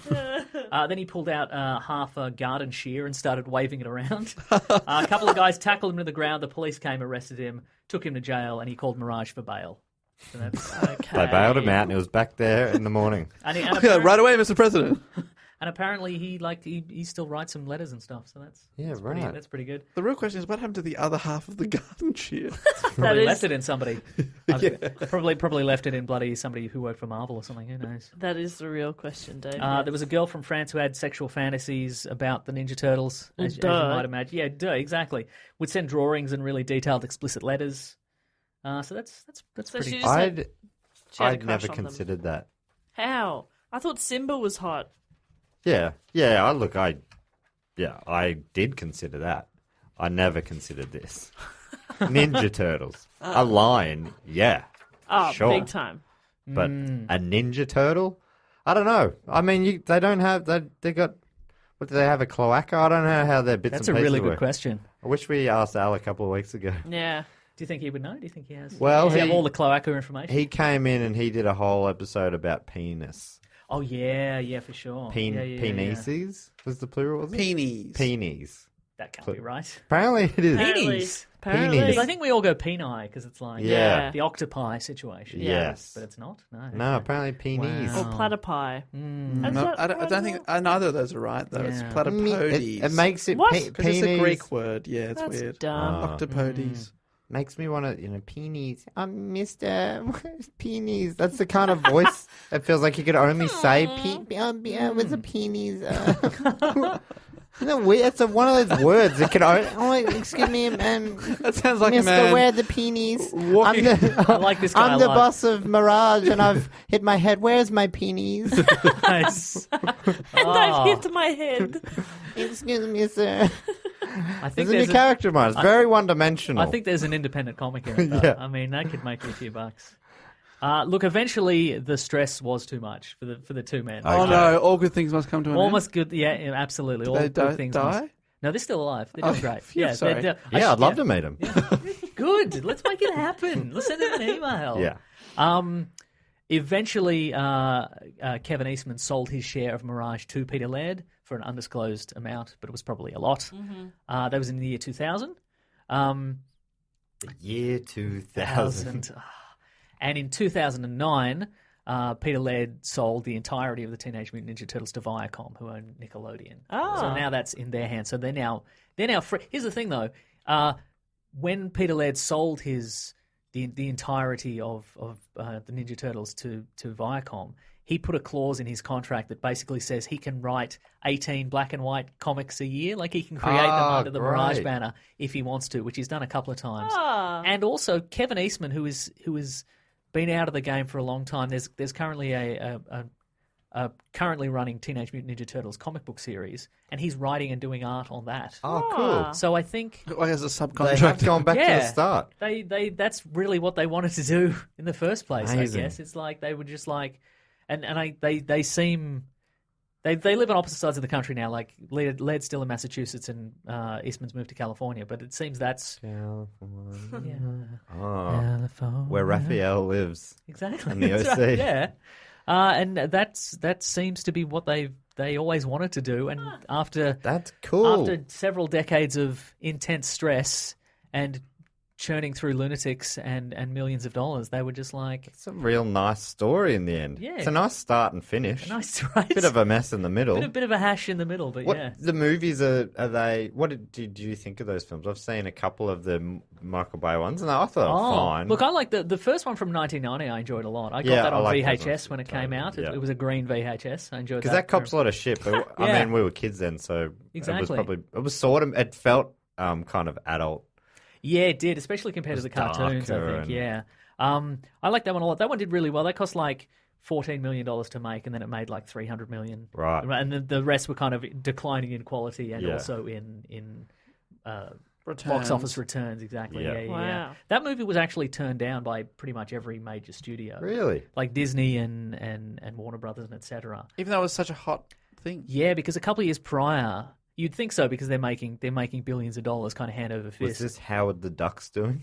No, but it was He-Man's doing because a couple of years beforehand they'd made a He-Man and the Masters of the Universe movie with Dolph Lundgren in the role, and again that was the hottest. That was a hot property, Yeah. and that bombed super hard. Yeah. So It does, like, thinking back to it, it got so big from being this stupid light cartoon, and then they kind of made it into this gritty, sort of realistic, but also still obviously ridiculous. hyper real. Is Hyper-real. that what that is? Hyper realistic, yeah. But it, I did love it as a kid. I watched it a lot. I had it on video and played it a lot. Taped it off the TV. Had a number one hit single. Turtle Power. Turtle My Partners in Crime. Power. Kryme. Pretty good, right, Jess? Got it. Yes. Yeah, I've you never get heard it. of that, but I like it. Yeah, that song was badass. Yeah. Look, I'm sure I've missed out on a lot of stuff here, but if you have any questions about the Teenage Mutant Ninja Turtles, now's your chance. Your one and only chance. So who's who in the Turtles? Oh my goodness! No, I'm Thanks, not Leonardo. So you said they're going to refresh the series for another movie franchise Again, yes. What's the deal? Is it going to be Bay again or a full refresh? No, it's going to be. It's not. This one's not a sequel. This is a reboot. So I think Bay is out.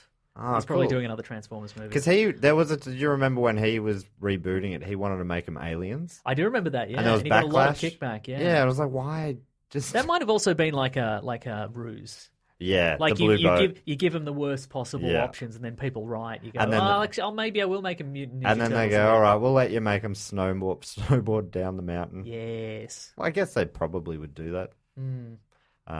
Yeah, I thought those films were, as you pretty much exactly what I thought they were going to be. Exactly. Yeah. But I love the idea. I'm always excited for a reboot. Aren't we all? But you don't know. No one's attached at this stage. Not a single person. No. Oh, love that. No one wants it.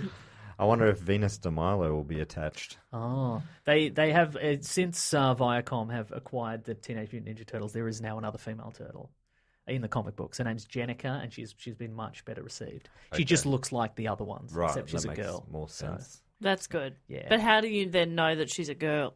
High pitched girl voice, and she's got a bow in her hair. There we go. Yeah. Yep. What What colour? colour? Pink Yeah, what bandana. colour's the mask? The mask is yellow. So yeah, Nice. Right, and they go for 5 because it's the same as the Mighty Morphin Power Rangers. I think they did. Yeah. Yeah. They just needed one more. I think for the next mutation. If it's going to be successful, it's going to be 5. It's got to be 5. That's the magic number. Yeah. 4. Ugh. When's a foursome ever been successful? Nah, I doubt it. Yeah, Here's a little fun fact for you. I might round it out with this one. love a fun fact. In the 1980s, the first pitch Eastman and Laird got for a film treatment was from Roger Corman, who's the famous kind of schlocky independent film director. And the idea was that the Turtles were going to be played by men in turtle shells and green makeup. These men were going to be Billy Crystal, Bobcat Goldthwait, Sam Kinison, and Gallagher. That's Okay. fun. Yeah, So I was right. gonna... Weird, right? that would have been real weird. Super weird. Yeah. So strange. But yeah, maybe because they kind of were into subverting stuff, and so maybe Yeah, like maybe in you could another have almost- universe. Yeah. I think if this hadn't kicked, if the insane Ninja Turtles empire hadn't kicked off, the multi-billion-dollar mayhem, I think if they'd stayed indie and hadn't Yeah. been sellouts, this could have been the thing. Yeah. It would be like, hey, remember that movie that Sam Kinison? Remember the last movie Sam Kinison was in before he died? he would have Where been he's- Raphael, no doubt. Oh yeah, for sure. Bob Goldthwait would have been Michelangelo, I think. Yeah. Oh. Well, Who's Billy the Crystal would have been leader? Leonardo, Yeah. but who's Gallagher going to be? The watermelon guy. He's done it. He's the nerd. All right, fair enough. Yeah. The watermelon guy. Yeah. He's the nerd. Yeah. Oh, that's a great report. Thank I you. didn't know really any of that. Well, I knew they too existed. much of that. Thank you. But also not enough of that. That was fascinating. It's fascinating, right?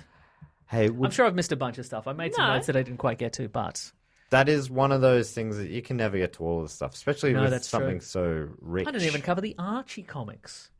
There were two. Wait, what does that mean? Well, they in conjunction with the cartoon, they also made like a child-friendly Archie Comics version of the Ninja Turtles. So there was like the grim and gritty version running at the same time. There was like a kid-friendly version. I wonder how many grandmothers accidentally picked up the wrong one at like, the supermarket and were like, oh dear. Oh no. I'm trying to figure out. So 2009 is when he fully sold it. Yes. And then that would have been when they started developing the Michael Bay. Yes, I think But so. there was also that CGI series. That was 2007. Or movie. That was right. TMNT. I saw that at the cinemas.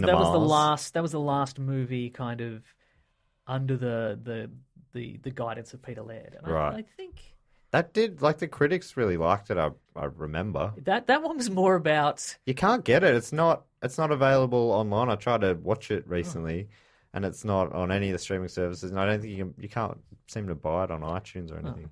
that one was more about like the Teenage Mutant Ninja Turtles becoming like sad middle-aged men. That was really, That's why I really made you related. think that one. Yeah, exactly. Well, thank you so much for that report. What a pleasure. Thanks for having me. Thank you, Meso. Would you like to hear a fact, a quote, or a question? Yes. Oh, well, you're in great luck because this is the time of the show where we do a fact, a quote, or a question. What's the segment called? Jess has got a jingle for it. Fact, quote, or question. Ding! And this is a segment where one of our Patreon supporters, who can support us at patreon.com/dogoonpod, and they, if you're on the Sydney Scheinberg Memorial Deluxe Rest in Peace level, you get to give us a fact, a quote, or a question, as well as so many other things like voting on 2 of the 3 topics we do, and you get into the Facebook group and all this. How many people give a quote? Quotes are the least common. For the Donatello. Fact is the most common. Then Because people want to tell you things. then question, and then sad old quotes. Yeah. Poor old Sad quotes. loser quotes Oh, sitting in come the on, corner. quotes, Oh, yeah. pick me, pick me. We won't No one's quote. picking your quote. Yeah, quotes. You nerd. God damn it. No, some people do sometimes. Just trying to- no one has in a long time though. I'm just looking. I don't think anyone has in the last few months, and no one is in the next. Man, couple if you want to of get months. read out on the show, do a quote. Just Well, for novelty's sake. Sure, yeah. What's the best quote you ever heard on Fact, Quote, or Question? Oh man, as if I remember. What's a quote you've ever heard at any point in your life? Just say it was from this. Who's going to know? Yeah. I remember once someone quoted themselves, which I really liked. Oh, that's good. That's good. Imagine having that level of confidence. I can't. That's love buying a tank level of confidence, Yeah. I feel, you know. But this time around, it is a fact, and it comes from Christian Goodyear. And he also gets to give himself a title, and he's given himself the title of VP of Procrastination. Bracket, I'll run for president later. Bracket. That's good stuff, Okay, Christian. that's good stuff. That's good. That's the title that keeps on giving there. I love that. I wonder if that's all Like part Christian, of the... very good year. He nailed it. And his fact is, geez, it's short but sweet.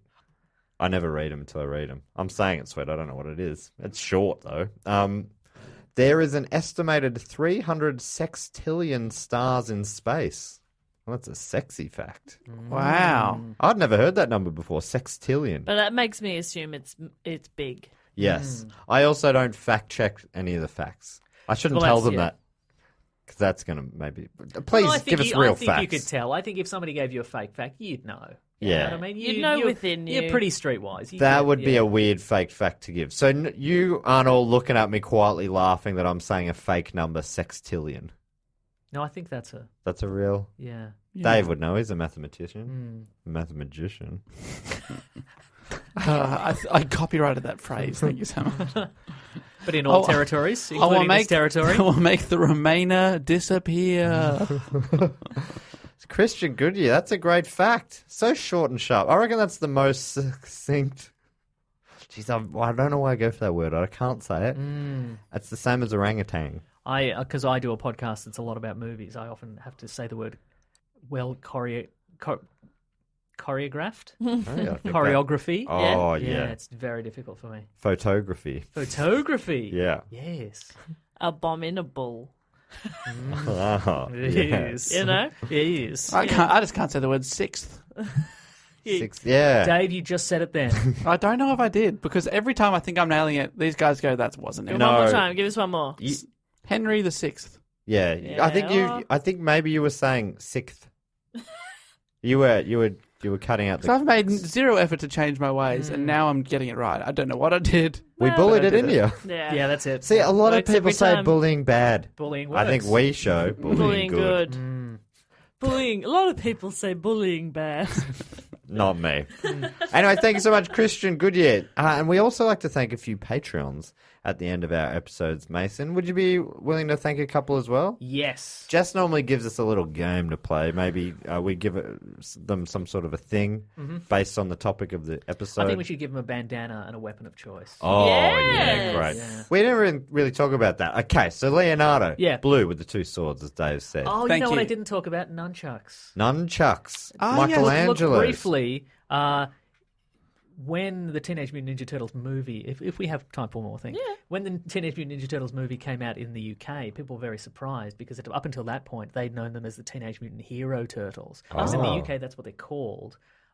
Because apparently, calling something ninja in the UK was essentially against the law. Because the ninja promoted it was like a crime. It had connotations relating to crime, and so that was very much a big no-no. So if you look at the intro for that cartoon at the time, they've really crudely scrubbed out the ninja part, and they've it looks like they've drawn it in with whiteout hero in there, and all references to ninjas are taken out in it because there was a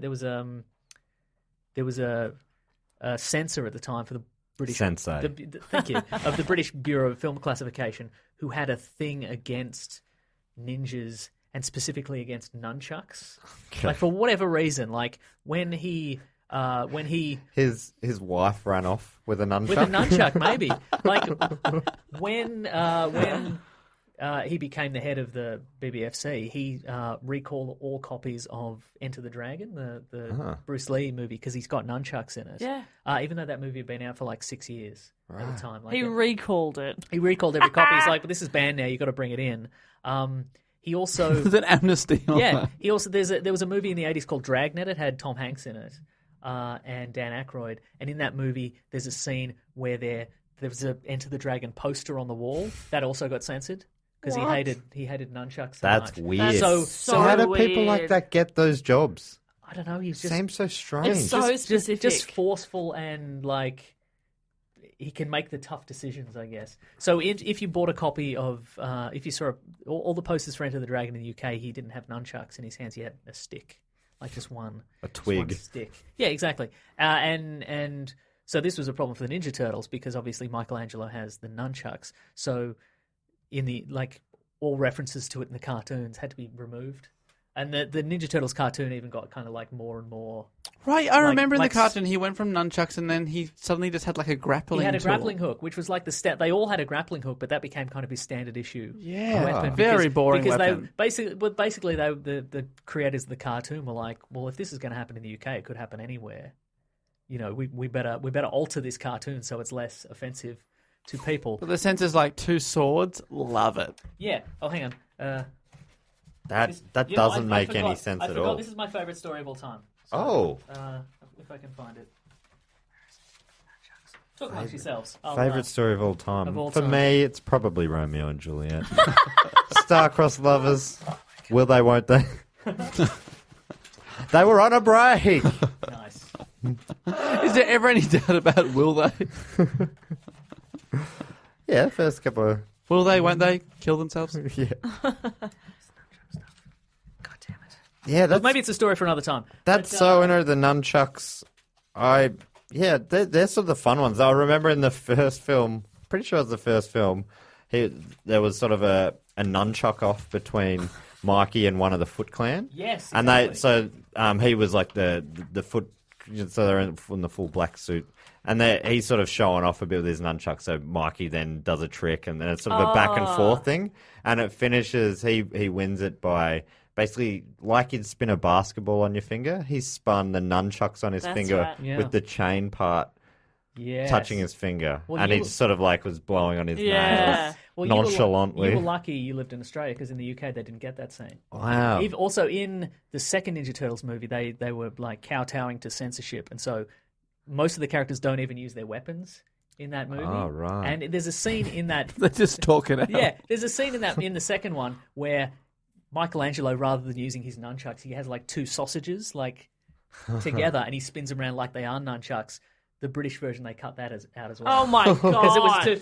Hang on, because Probably vegans. yeah, because quotes. Oh, it's so weird and amazing. It's just one man having this weird. Just having a weird day because apparently, so according strange. to him, Furman stood strong, insisting cuts of the scene had to stand because of concerns that the sausages would look like weapons to any streetwise 8-year-old. That was like an official British. But he was okay with swords. So, well, that's the thing. They were the least And deadly size. weapon in there. They were like Yeah. tiny, pointy. Well, I mean, all Tritons are pointy, but they're like triple stabbers. Raphael's things, Yeah. right? Yeah, triple stab. So anyway, this is my favourite, and I'll leave you guys on this, but this is a story from Film Classification in the UK. Maybe I should have done the whole report on this, but they had a meeting about this because they were like some of his fellow employees were like, my kids are saying you're ruining these movies, you're ruining the cartoons, like they're just a bit of fun. There's no crime or whatever.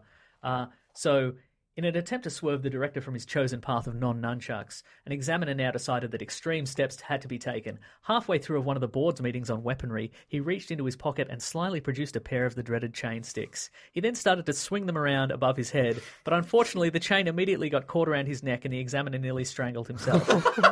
But even after this peerless demonstration of the weapon's self-destructive capability in the hands of an enthusiastic amateur, Furman was still not persuaded to desist. Finally, in exasperation, the examiners told him that there was no evidence from the police or the courts that the weapon had been used for years. Ah, replied the imperturbable director, that shows the success of my policy. So that's bureaucracy for you, am I right? That's incredible. It's PC gone mad. Anyway, back to shout-outs. That's much like the Homer's rock that prevents bear tigers. Yeah. tigers. Or Saint Patrick got all the snakes out of Ireland. Yeah, right. There's never any snakes. Or maybe there is. I don't actually know. I don't know. Maybe somebody could send a fact in. That'd be so That'd be good. sweet. Yeah. But so let's thank a few Patreons. Please. And what was your idea, Mesa? We're going to give them all Bandanas and weapons. Yeah. a colour. Yes. So we need to come up with 8 different colours. Not possible. Well, we've already eliminated blue, red, Well, we purple, can use orange, them. and yellow. Yeah, I mean, if they sound like a Donatello, we could give them a Okay. Donatello. All right, couldn't we? great. Yeah. 8 different shades of brown. Do you want to kick us off, Mesa? Yeah, let's do it. Okay, where are we? So up here on the white one. Okay, first right. one there. This is Vanessa Hackett from Long Beach, California. Oh, There's a full address, all right, and her email address. Okay, cool. that bit is that's confidential. Oh, yeah, cool. All right, well, Hackett. I'm thinking like hatchet? machetes in each hand. Oh, Hackett, yep, yeah. No, Hatchets are machetes good. in each hand. What's a hatchet again? Is that like an axe? Like a little That's axe. a little Yeah, axe. 2 hatchets. Two hatchets. Yeah. All right, Apparently I let's can't split say it. hatchet. One hatchet. One machete. Machete. That's okay. awesome. Yeah, Right. that's badass. What does a Vanessa sound like? What color? What color bandana? Vanessa. I'm getting a lavender. I'm getting turquoise. I was thinking lime green. Well, we're never going to come to a conclusion. Wow, we've just here. taken 3 of the. You've 8 got the possible deciding colours. vote. Okay, well, it's striped. It's lavender. It's diagonally striped, turquoise lavender. It would look quite nice, actually. I Yeah. think it would. Yeah. We've gone big early. We've used up. I just said, are we going to think of it 8 colours? We've burnt 3 on You did one. this. You all did this. And we've burnt 2 weapons and 3 colours. That's right. In one. Vanessa, thank you so much for your support. Vanessa's on the Facebook group. And if you are one of our Patreon supporters, you can also join us on this Facebook, the Patreon. Do go Patreons on God, Facebook. That's so good. There's a link on the Patreon page, or ask me for it if you need it. Just on the street Yeah. at the shops. Yell at me from your car. What's the Patreon group called? So thank you so much, Vanessa. Who else would you like to thank? We've got Anya Kogis. She's from Brunswick, but not the Brunswick you're familiar with. The Brunswick in New Zealand. Oh, Brunswick, New Zealand. I'm that's familiar right. with Brunswick in New Jersey. Yes. There's also a Brunswick in New Zealand. New Zealand. I'm doing the haka here. Yeah. Okay. I'm a flightless bird over here. Nice. Okay, what I else don't know did I any do there? New Zealand weapons. Oh, Yeah.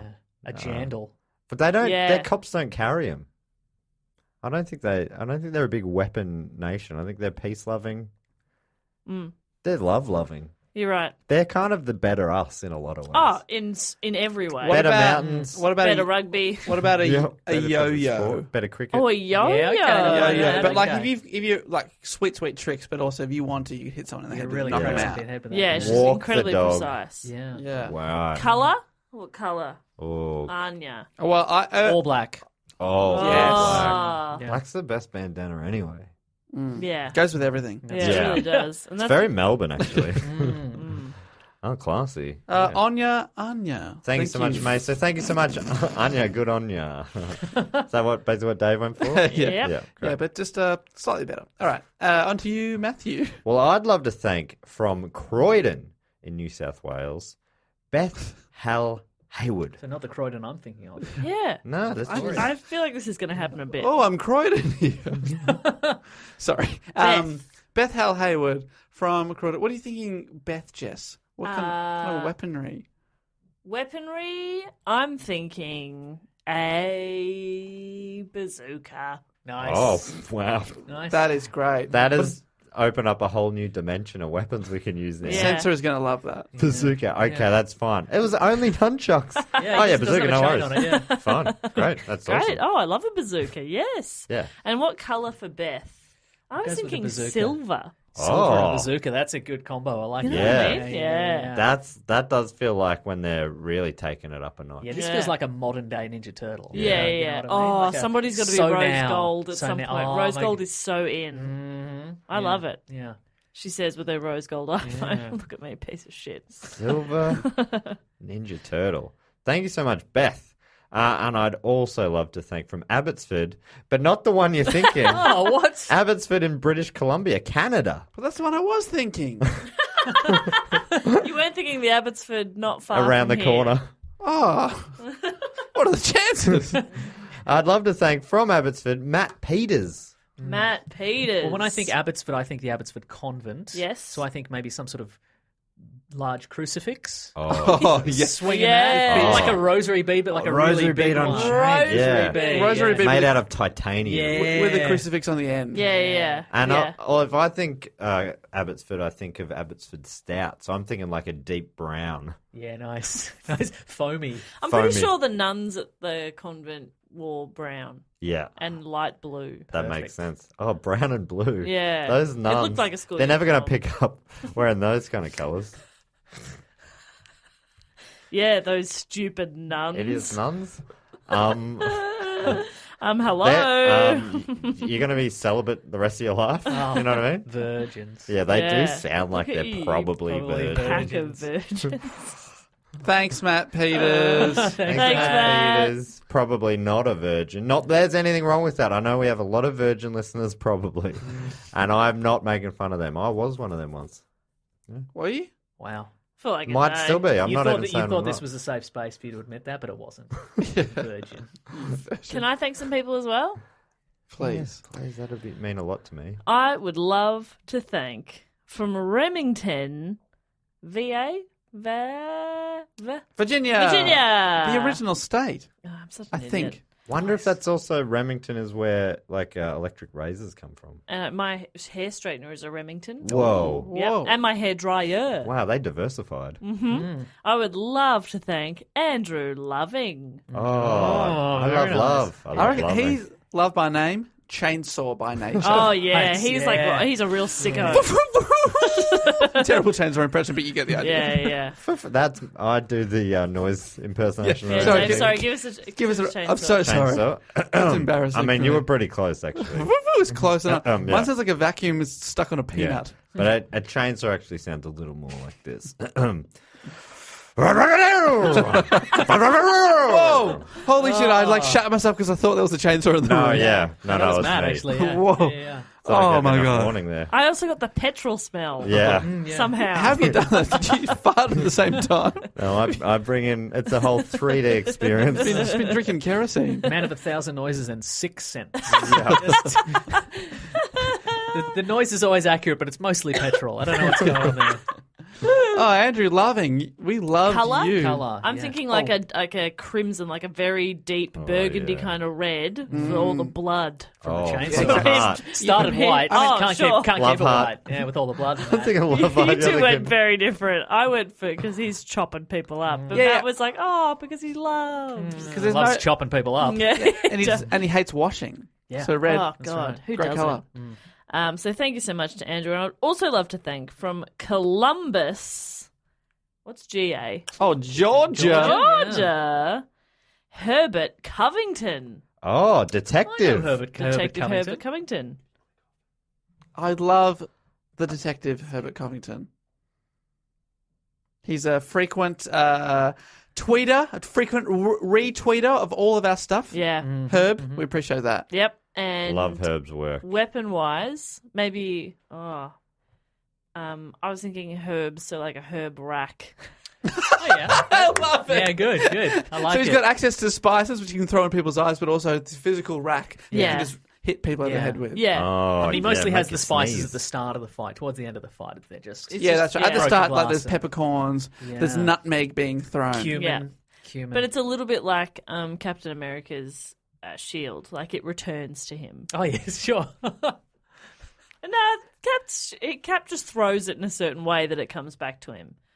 Well, who's to say Herbert doesn't have the skills to Exactly, do that? that's you know? what I mean. You know Yeah, what I mean? exactly. So thank you to Herbert. Thank you to the man of 1,000 spices. We appreciate that. Finally, I'd like to thank a couple of people, if I may. You've all had a go. Absolutely. I reckon I know what to do now. Could I please thank from New York, and not the one you're thinking of, Oh. Oh. the one in the United States of America, Oh. in New York State, Okay. Camilla Jones. Camilla Camilla Jones. That's not so far off an actual character. Casey Jones. C.A. That's Jones. true, yeah. I there. was thinking it's not so far away from Camilla Parker Bowles. But yeah, all right, yes. Also that. I'm thinking some Also sort of relevant.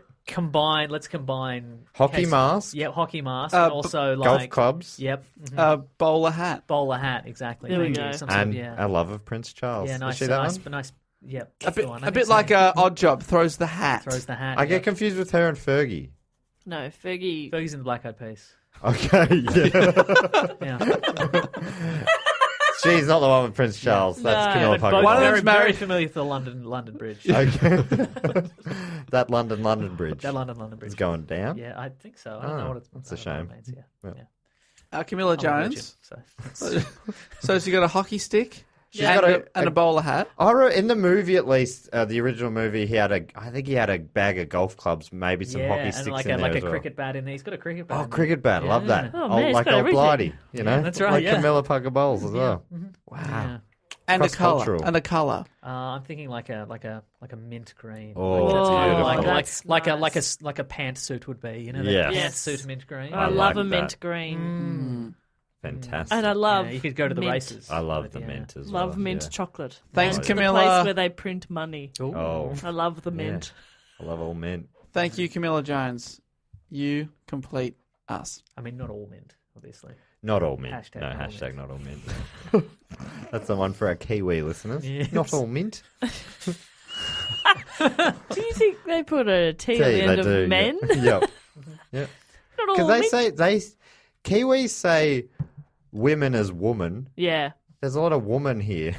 I know that. I do always can't- find that confusing. Whenever there's like a Kiwi stand up or something talking, or just a person, Yeah.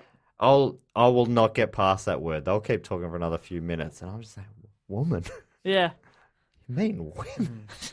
Is this Joker up here, right? Well, Matt, I don't see accents. Okay, you are better than maybe I. a better You're the person, best yeah. of us. Dave, bring it home. Finally, I have saved a great name for last, all the way from Sacramento, California. California. California. Here we come. Ooh. All the way from Sacramento, Alicia Hall, or Alicia Hall. Alicia. Oh, Alicia. Yes. It's like Silverstein, Silverstone, Silverstein. Silverstein. Alicia Silver? Berenstain. Stone. Berenstain Bears. Berenstain Bears. Yeah, Berenstain Bears. Alicia Hall, thank you so much for your support and the weapon of choice, Meso. What are you thinking? Oh, We've had some- Christopher Walken dancing in a fat boy Slim film clip. That's Yep. the colour. That is the colour. But obviously. what's the weapon? Well, in that other Fatboy Slim film clip, everything's all exploding. Yeah. Just a bunch of those. Oh, She just great. brings in like a fridge Wow. and it just explodes. In slow motion. Alicia, you were Yeah. so lucky to come on last. Yeah. So we're going to go into one of those paint places where they'll make it their colour paint whatever you ask for. And we'll go... A paint shop. paint shop. What are those colour places? Sorry, A paint that- witch doctor, yes. That's not in my vernacular, sorry. I'm not using that word right. But you go into one of those paint shops and say, could I get... I want to paint my living room in Christopher Walken dancing. Yes. In the Weapon of Choice video clip. In the yes. Weapon of Yeah. Choice video. And they'll do that for you. That's right, yeah. That's how good they are. I mean, they'll sigh deeply before they do it. They'll be like, "Oh, don't you Not want- again. Don't you want just beige? Yeah, we got beige ready to go. I just Don't you mixed want up a hog's beige. bristle? That's what my parents have all over their house. What? Hog's bristle. That's not true. Yep. That sounds like a Harry Potter spell. It does, and that's the colour. Hog's bristle, sir. How lovely! Potter, Mr. Potter. Hog's bristle, sir. Matt has recently watched all of the Harry Potter Good films. for you. How'd Yeah. that go as an adult? Oh, thank you so much for seeing me that way. I quite enjoyed them, and then was sort of unsatisfied a lot at the end of. It was like I sort of like the idea of it. Oh, I've never seen the last one, so I like the I don't know idea of how it, matches and up. there was a great scene where Nick Cave was playing, and Hermione was dancing with one of the guys, either the red-headed one or the main character, Right. Harry Potter. Harry Yep. Potter. I can't, and they're in a tent, but it was bigger inside. I really like that. Were you watching Doctor Who? That's No, it. I did. But Anyway, I think I just like that song. Is all it was. that's Good song, probably yeah. it. It was a good song. But look, let's let Meso go. Okay. Thank you to everybody who does support us on Patreon. If you want to, you can head to patreon.com/dogoonpod. DoGoOnPod is all of our social medias. It's our email address. Just look it up. You'll get there. Yeah, look it up. DoGoOnPod.com is our website. Everything's there. Yeah, we got merch, we got tickets, we got beautiful pictures of our faces Yeah, in Well, cartoon form. You yeah, sign they're those? drawn by other people, so Oh. they're a bit better. totally. Yeah. Let us know on the social medias if you're a turtle head. I'd love to see some photos of you wearing face paint as a child. Yes, maybe or if as you- an adult. Oh, even better. If you want to do the extra step, do it and today. do it today. Yeah. Yeah. Don't we have a photo? We've shared a photo of you in a Ninja Turtles. No, that was the Green Power Ranger. Of course. I've got. right. There's a photo of me with Ninja Turtle face paint as a kid. That's all. I think I'm just looking for an opportunity to share a photo of me. I didn't realize that's what I was doing, but that's probably what my brain was trying to do there. Yeah, we want to see it. Oh, if you're sharing them, maybe I could maybe share one of mine. Yeah. Maybe you could share some personal vulnerabilities and tell us those ones. Oh, Maybe okay. we'll all Okay, share. great. Oh. You're here. You're listening. Feelings? Is anybody who's got feelings? I'd like maybe share those, eh? Wow, this could be a whole new me. So yeah. Anyway, thanks everyone for probably especially Meso, and this also Yeah, wraps of up the course. block for another year. Isn't that sad? Does it? Is this the end of This block? is the second last week of Block. What? What are you talking about? Unless you've decided to release it in a different order than what Jess and I were thinking. Maddie, have you come up with an additional report for Block? Like the most epic block there ever will be? Yeah, I thought that like a fifth our block. most requested topic was coming up next week. Oh right, I just assumed Meso goes last. All right, we're recording him in order.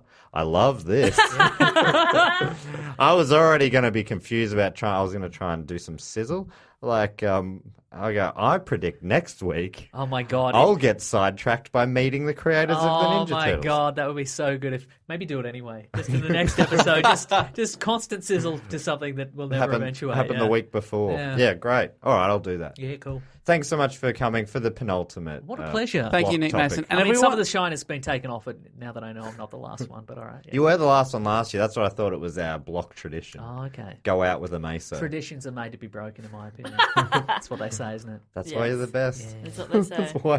That's why you're the best. Because of that weird, dumb saying you have. Yeah. if we want to Me hear, misremembering things is why I'm the best. if we want to hear you every single week, Meso, you have a can fantastic go podcast. To you can go to the Weekly Planet. I don't know. You can go to your podcast app and you can find The Weekly Planet, where we talk about movies and comic books and TV shows and such. Would you ever have done a Ninja Turtles special? No, I think we reviewed the most recent Teenage Mutant Ninja Turtles movie, which I didn't mind, and I got a lot of hate mail for not minding it. Really? Yeah. With the 8. How dare you have an opinion? I will never do it again. Yeah, let me tell don't you. do it. But more importantly than my dumb podcast, if you're interested in saving the world a little bit, Planet Broadcasting is doing a fundraiser to ease the fact that we're all burning up in the world's burning and we're all going to die. So we're raising money to build a seaweed farm, which apparently, if the science checks out, we can all live there. We can all live in an octopus's garden. Exactly. But you can go to planetbroadcasting.com. We were up to like $56,000, which is pretty Holy impressive. shit. Thanks to all the listeners. So that's really good. Wild. And the Intrepid Foundation, which is helping us do this, is matching that dollar for dollar. So amazing. every time, if you donate $1, and we'd appreciate that, they'll put in $1 also. Who's the Intrepid Foundation? Is that the charity? That is the charity. So the charity is spending. Wait, they're donating it to themselves. Yeah, I think they must be. That's so good. No, I think it's a third party, and I think could be Intrepid. They're a third party. They're That's linked right. to in the Intrepid Travel. Yes, The travel company that does tours and stuff. That's their charity arm so I of think them. they're that's great. They're funneling some of their Kontiki profits into That's all this. good. Yeah, exactly. Awesome. Turning good times into good vibes. That's right. Well, that's not anything. All right, so please finish this. All good things have to come to an end. Well, mate. we'll put a link to that fantastic charity in the podcast description, as well as all the other links to Mesa's other podcasts, The Weekly Planet, and our website. You can buy tickets, all that stuff that Jess said. But until next week, we'll say thank you, Mr. Mason. Oh, thanks for having me. What a pleasure to have the 4th/5th Beatle in the room once again. But until next week, I'll say thank you and goodbye. Bye. Meso. Love that.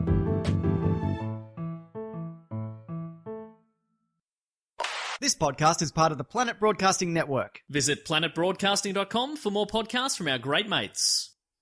I mean, if you want. It's up to you.